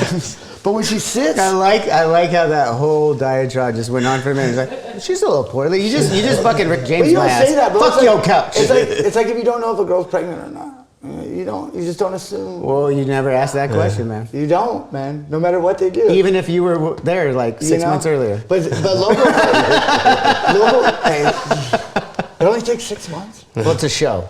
Oh, okay. Shit. I was like, fuck. My mask's been all fucked up. How many But kids yeah, do you I think you was. got, Sam? None. You think you got none? I mean, I got You a think few. you pull out games that strong? Listen, I'm not going to toot my own horn. I got at least 4 or 5 confirmed kills, but like, I'm not fucking, I don't have any fucking kids and shit. But then again, That was obviously pre the last year of elections. I guess. I mean, I don't even know. Did they get a new president in November? There's one coming. I think I'm talking about- I think they're gonna I'm elect the talking old about. one again. I'm talking about your four confirmed kills. Like that's. Oh yeah, right. That's, I that's mean- something that. No, that's only unfortunately- illegal in certain states. 4 and a Yeah, half. which states were these in? No, they were all done in California, and they were all done with fucking mindful fucking adults that decided not to have a fucking kid because I'm an irresponsible degenerate that fucking runs around fucking Earth, and I can't even fucking. Pull out on time. I can't finish the even be sentence responsible for to call to like maintain a relationship because I'm fucking too ADD to like call and say hello. I think Sam would be a good dad. Yeah. I think go straight edge. He might and lose a like- kid a couple times, but. Well, I mean that's part of parenthood. But actually, you know what? But for haven't I me, lost I a feel few? like for me, it was part of the experience. I needed it. I'm a great On some I'm a serious great shit, babysitter. I really wanted. I love naps. I was lacking something just in my life, and I feel like having something to. An anchoring having purpose. a kid, yeah, An anchoring it was like an purpose. anchor for me. I feel having you a on kid that, around man. to take care of and guide and kind of. It also kind of, in a selfish So it's way. like two people trying to convince themselves they made the right decision. I love it. First of all, I know I made the right decision. It's real Sam. fucking rewarding. First isn't of it? all- yeah, brother, it's fucking rewarding. You know what I mean? I love going to the park and having fucking soggy animal crackers in the shoe. This is fucking tight. How would you know, Am I- Sam? How would you know that that's what parents I got do? nieces and nephews, dude. I fucking do what a normal person 'Cause does. that's the same I give thing. them a knife and I go, "Fuck you, I'm out. I don't have to deal with this." That's what a normal person would do. I give my nephew a knife once and he Okay, immediately this stabbed my has nephew. been a PSA for why abortion should be okay, because otherwise you end up with a father like this. Right, yeah, right. or a kid like me. And I'm still borrowing money from my mom. I'm 42. Fool. So think about You really that. fucking want that, people? Oh, you go to college funds? You're fucking great, dude. You're not gonna move out till you're 50 now. Real talk. I can play fucking Minecraft, but I can't work at a Taco Bell. It's too much, dude. You did say Taco Bell's your favorite. It is. I worked at a And Taco he's- Bell. you worked there. I got the job at Taco Bell on acid. I worked there. I would fucking wink at hot soccer moms and give them fucking their whole thing for free and tell them it was on the house. I did all kinds of inappropriate shit. My first day at work, allegedly, my best friend Aaron Newell had his little brother drive through the drive-through, and throw the fucking register drawer into the minivan. His brother got scared and just went like this and just parked and got out and started running through the Safeway parking lot and left the car there. Next thing you know, the fucking cops are here. It's our first day. I'm on register. My other boy's on fucking drive-through. He just robbed him. And I'm like, oh my God, here it goes. This fool fucking put on the best performance I've ever seen. He put like, Newell, horrible human being. I know all the stories. He puts his hat up like crooked and he's like, oh, I can't believe it. He's like, even back then when we were like 16, he was like 6'2", fucking just like Neanderthal fucking Swedish looking motherfucker, right? And he's just like, oh, I don't know. I don't know how many people you just insulted in one sentence. It's fucking awesome. All of Sweden. Yeah. You know Sweden's soft as fuck. Hey, did you know we got a big Swedish following? Oh, do you guys? I believe it. Yeah. The show's like number one in But Sweden. they hide. Don't they fucking like stash booty? You have a big on? Mexican following too. You guys have the hugest Mexican following I've ever seen besides a Smith's cover band. Besides who? A Smith's cover band. No, that's real shit though. I saw a Smith's cover band on accident in San Jose and that was the first time I ever noticed that. And there was all these girls, beautiful Mexican girls at the bar, and then there was legit probably like 150 straight gang members on the floor fucking like dancing and crying, and it was a fake Smith's cover band. This guy came out with like a God Save the Queen sign. You know, like, I just had that guy's Indian. Oh, I just had yesterday we had comedian Joel Jimenez on the show. Oh, sick. And he mentioned Get Dead because I was asking him. I was like, he's a drummer, big into punk rock, and I was asking him. I was like, we were talking music, obviously, and I was like, what's some newer bands, or something that you're discovering right now? And he mentioned Get Dead. And I was like, hey, fucking Sam's coming over tomorrow. Fucking totally cool.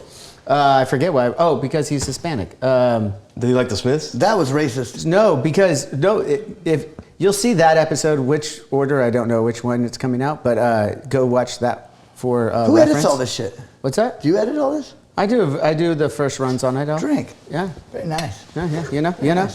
So basically, what he mentioned was that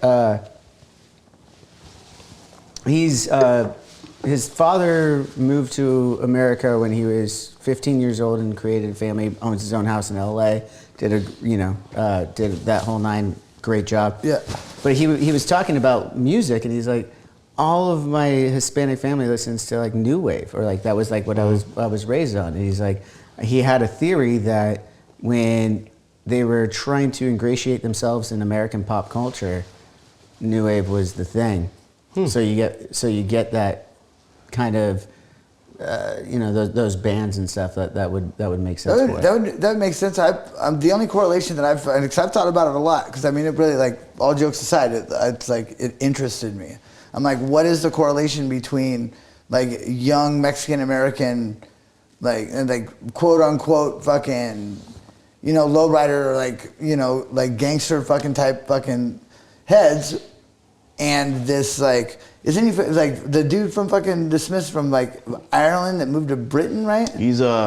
Morrissey is. I'm a big Smiths fan. No, but Morrissey is Morrissey is love Irish. Irish? Of Irish blood, but he's from England. But so Manchester. he's born and raised in England. Yeah, Manchester. So the only thing then I could make a correlation with is that back then when Morrissey was making those songs and stuff, it was during like the working class fucking riots and all this shit. Yeah. So I mean it almost makes a perfect sense that like some disenfranchised youth that is like kind of like coming from a second generation of a family that moved here and they're trying to like Americanize or whatever, they're gonna fucking go towards a dude that was totally ostracized from what he thought. I have a different. What's your take? You come from a Latin background. I would say a lot of the music, a lot of the melodrama that Morrissey has in his lyricism is similar to like boleros or music we grew up on, like super romantic, sad. The Vicente Fernandez shit. Yeah, like sad cinematic music that's like melodramatic as fuck and kind of depressing at times. What's the soap operas? What do you call novellas? Yeah, telenovelas. Yeah. And also the style. I think the style it kind of could appeal to, post. It's almost like the style of like Zoot Suit era Chicanos, but in the 80s and the 90s, Right. Do your best Morrissey freestyle impression right now. Oh, I got a freestyle? Okay, yeah. No. But in the Morrissey voice, go ahead. Sing me a Morrissey song that you just made up on the. I just made up? Morrissey's on the 405 right now. He's running late. To die by your side. All right. Yes. Carpooling. There's only one bitch in your car. Why are you driving so Show slow? me your tits. Sam, always bringing a classic. You know when you're driving in fucking traffic, dude, you've done it. Done what? You made a Show Me Your Tits sign, haven't you? In your first band, you did it, didn't you?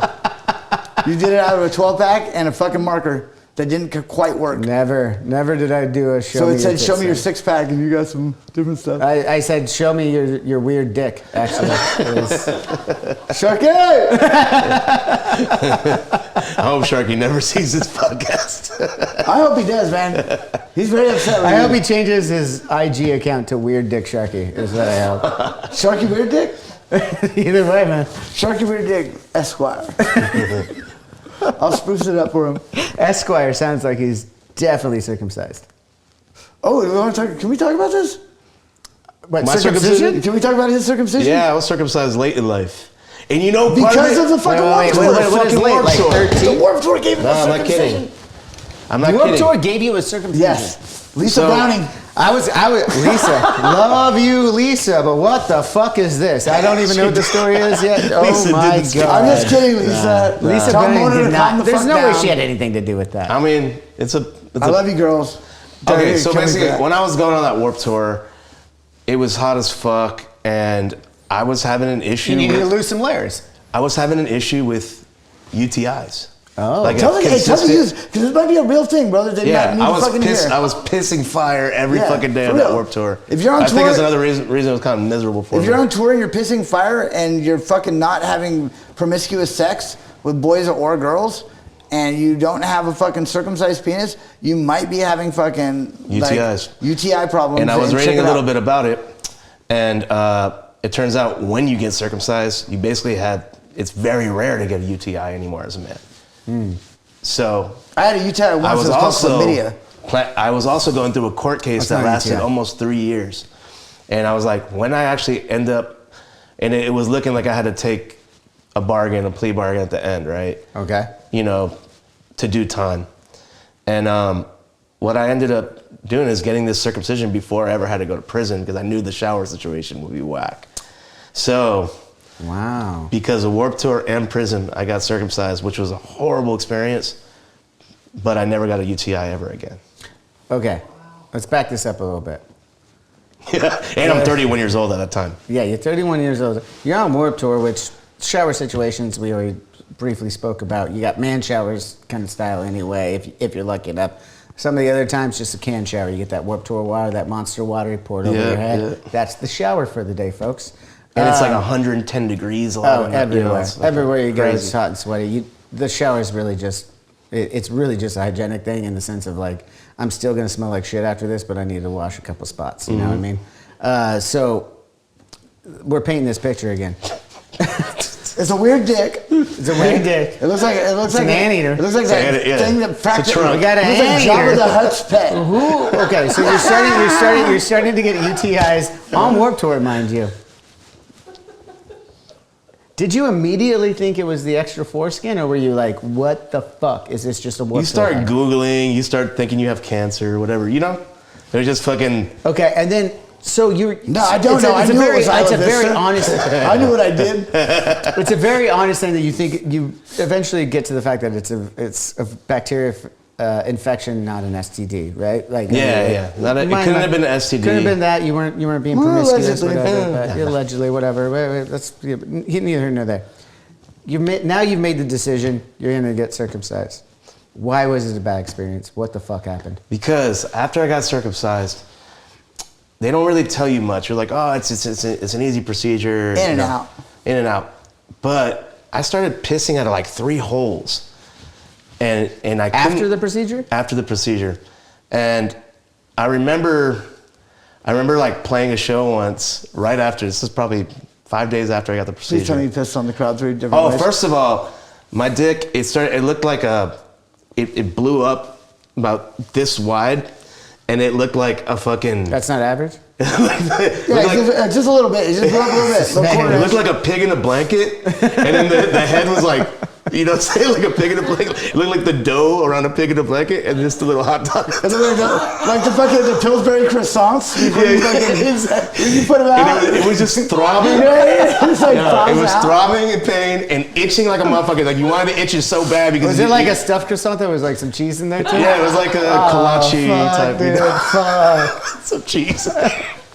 That's fucked But up. yeah, it itched so bad. Every time I got a hard on, it was the worst feeling ever. Look, Oh, it and felt you're like 31, so the hard-ons felt like all are the coming all stitches the were gonna, time. Yeah, and fuck. you couldn't. You're fuck or busting anything. stitches?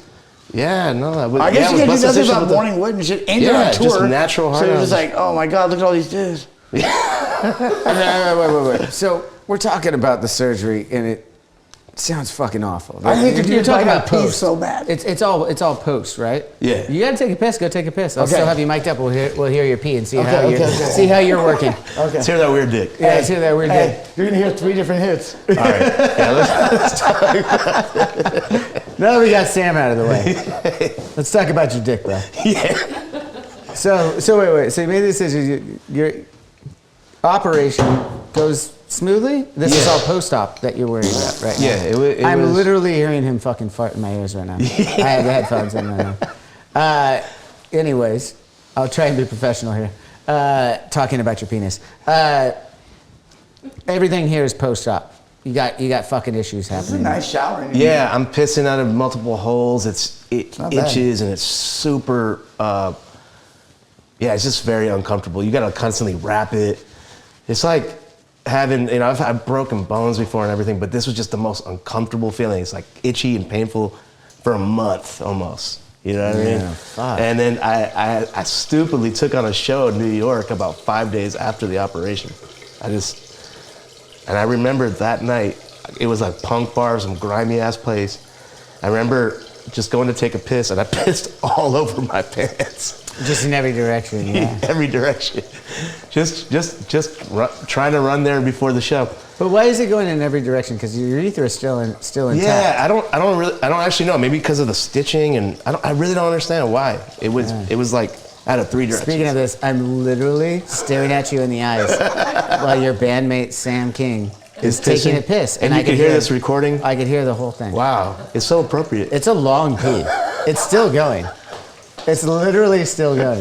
And this is from all audio a that's man being recorded. that refuses to drink water, by the way. That man does not drink water. This is unbelievable. It's still going. It's still going. He's literally singing that, do you have to let it linger? While he's taking a piss. And fart. I think he's singing about the linger from his fart that he dropped before. All right, let's go back to your penis. I'm glad, yeah, we're being professional. So okay, so yeah, you're peeing all over the fucking place. Yeah, and I ended up calling my girlfriend at the time, and I was like, hey, can you come to the bathroom real quick? I pissed all over my fucking pants. Can you walk me out? So she comes to the bathroom, and she walks in front of me, and we walk, and this is some grimy bar in New York. And all these people are like, hey, what's up? Here, about your show, trying to like talk to me. She walks me out and we run to the car and change my pants. It was fucking crazy. I mean, was it obvious? Like on your? It was what all color the way pants? down, like almost on my knees. What color pants? I mean, they were dark, but it just was It obvious, didn't matter. man. Didn't matter. Yeah. So how long was the actual like and here's Like, the, healing, here's another it question. took about when you over a take month. when you take all the gauze off and you're looking at your now circumcised penis for the first time in your life. Were you literally going like, where's the rest of my dick? No, it felt bigger. Whoa. Yeah, because the head was more prominent. That's a surprising change. It felt for me. bigger. Your head is Hey, more you're prominent. on the camera, by the way. What's that? Right there, you're on camera. And I actually like it because But you gotta shut the door because it's kids and shit. Exactly. No, I just heard You you gotta do pee it. the entire time. It was What? amazing. Really? Yeah, the fart you dropped before impressive, we Was talked it about it better? the whole time. It was fucking fantastic. yeah. It's gonna be great for those listening. I'm just telling you. Yeah. Hey, don't you move, Matt. Don't you move. Oh yeah, Matt's on the side there, just listening to something. Hey Sam, before you go out there, come sit back down. We gotta wrap this shit up. Yeah, let's wrap this up. All this dick talk, man. All this dick Got me talk has got me thirsty. thinking about wrapping it up. The dick talk fucked me up. I'm gonna go smoke a cigarette. What you guys talking about? The dick? No. All the I dick brought it talk up. made you want to put something in your mouth. Is what you No, said. I'm glad we went serious this time on the podcast. No. We got real I serious know, with Johnny. I mean, we've been wondering if like when we were gonna get that, that real expose. I That real didn't know we were going to nitty-gritty. talk about the conflict in the Middle East or, No. We're talking about the conflict in the middle of your pants. The viewers are gonna fucking hear how long Kodak pisses. Dude, it's The gonna worst be thing epic. about dick kisses is cobra pisses. It's gonna be like the best clip out of the entire show is when he's seriously talking about his fucking surgery. That's real shit though, man. That's real shit. Well, Can you no, imagine all that? the while. Can you imagine being a fucking touring musician by literal, yourself? no You don't have a crew? exaggeration, 45-second piss happens. It's fucking fantastic. What? Anyways, you're pissed, man. Hey, Well, I've been holding good it for the stream. past 4 fucking hours when you guys talk about dicks. 4 hours. You got a weird conception of time, my friend. What? How long have we been here? We've been talking for an hour and 45 You guys want to go ride a minutes. bike? He's the one with the Casio watch. Oh, yeah. That It's didn't work. about that time. It's about that time. Don't work. Speaking of about that time, though, Okay. hey, everyone, let's pump a little bit of the Codefendants here. We got the vinyl. Are It's you out put for on? everybody. How many of these vinyls you guys pressing? I don't know. Amy, it on? question for you, maybe. How Amy. many? I know it's limited. Let's call it a limited that. amount, and that's some sick artwork, by the way.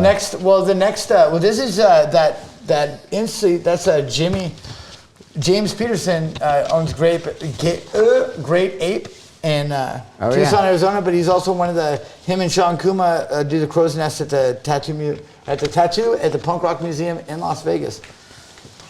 And they had he drew that up for us, which I was hoping would be color. I thought it was gonna be like green out, but we'll talk to Captain Tom about it. I like this. What I like is that we It's were my first talking time about seeing doing clear vinyl, and then Yeah. we want to do a 10-inch like this where we hand write the lyrics on binder paper and throw Right. it through a shredder and stick it in the fucking vinyl. So that's your limited edition. You actually have the lyrics like Oh, in sick. the fucking vinyl because you can put anything in there. If you can put that shit in there, why can't we put fucking pieces of paper? I never thought of that. That's why I get paid the low bucks, man. All right, so that's the first time you guys seen that one. So I won't ask, but can I get another copy? this is later? yours. No, this is yours. We wrote Was this for mine? you. Yeah. Well, This is get the your first fucking one. hands off my fucking vinyl. Well, you better fucking play that shit. We want to hear what this Goddamn shit's right. like. You're goddamn right, dude. Hey. And I'm thanks for stoked. having us on the show. Are And this you could be like the kidding? outro Thank you. music and all Thank that. you guys for Look at the fucking edit. being here, having a good Thanks time for on fucking the talking about my friend's weird dick again. And, Yeah. Well, Amy brought it up. hey, thanks for not having a kid. My guy. Fucking stay Everybody, strong. hey, go check out more of the Codefendants. Seriously, amazing guys, even better musicians. Damn, they're calling us musicians now. Okay, I'm sorry. That was a joke, but honestly, no, seriously, I do love you guys' music. That has been the kinship. Like immediately, Mike sent me the stuff when you guys were all working together. It's been 2-3 years ago now, before it was all released, and I immediately told him how enamored I was with this project. You guys That's are awesome. fucking Thank you. incredible. Thank you, man. We I appreciate really it. We appreciate the support. And Thank you. even honestly, being fun, good people to hang out with does sweeten the pot a little bit. So. And thanks for having us open for you. That was an amazing experience. I will never fucking probably ever see that many people again in my life. That was some crazy shit. When we played, half of the forum was filled up. Yeah. And that was a lot of people. That's a lot of Mexicans. In like a positive way. Like, not like, best way. In the best way. Whatever that is. Never mind, I'm not going to go into it. You remember when Mike got on stage? He was like, "Give it up, Mexicans!" Oh, dude. Mike. Did he do that? Mike- I'm Mike- watching this. So when you guys were playing, I will say this before we wrap it up real quick. I did go out and watch you guys for the last 2 songs, and I was like, if you remember, we had our stage show. I went up at the ramp on the back, so I'm watching from the back. I couldn't hear anything more than the music and the echo slapping back at Yeah, me. those stages are big. Yeah, Some others. but I mean, I don't know. Still sounded good. So basically, what I'm saying is, I didn't hear Mike say any of this shit. Oh yeah, he was right at the beginning. He did a little intro. He introduced us. And the way that he introduced us was like, kind of like he said, I forget what he said. He was like, "Los Angeles." Yeah. and give it up for my Mexican people or something like that. And then everyone's cheering. He's all, see, I told you, there's a lot of Mexicans. Gotta love Mike. Gotta love Mike. I feel like Jewish people are just like Mexicans of Mediterranean. You know what I mean? And on that note, we're going to end the episode. I'm just kidding. No, but seriously, thank you guys so much. Been awesome getting to know you guys. It's been you coming to the show tonight, yeah? What's up? Coming to the show tonight? I can't. What? It's Why fucking, not? no one told you? Nuh-uh. I got better things to do. Just kidding. I'll drink to that. That's real. No, but honestly, we see the house you live in. Hey, that's why it's drinks with Johnny.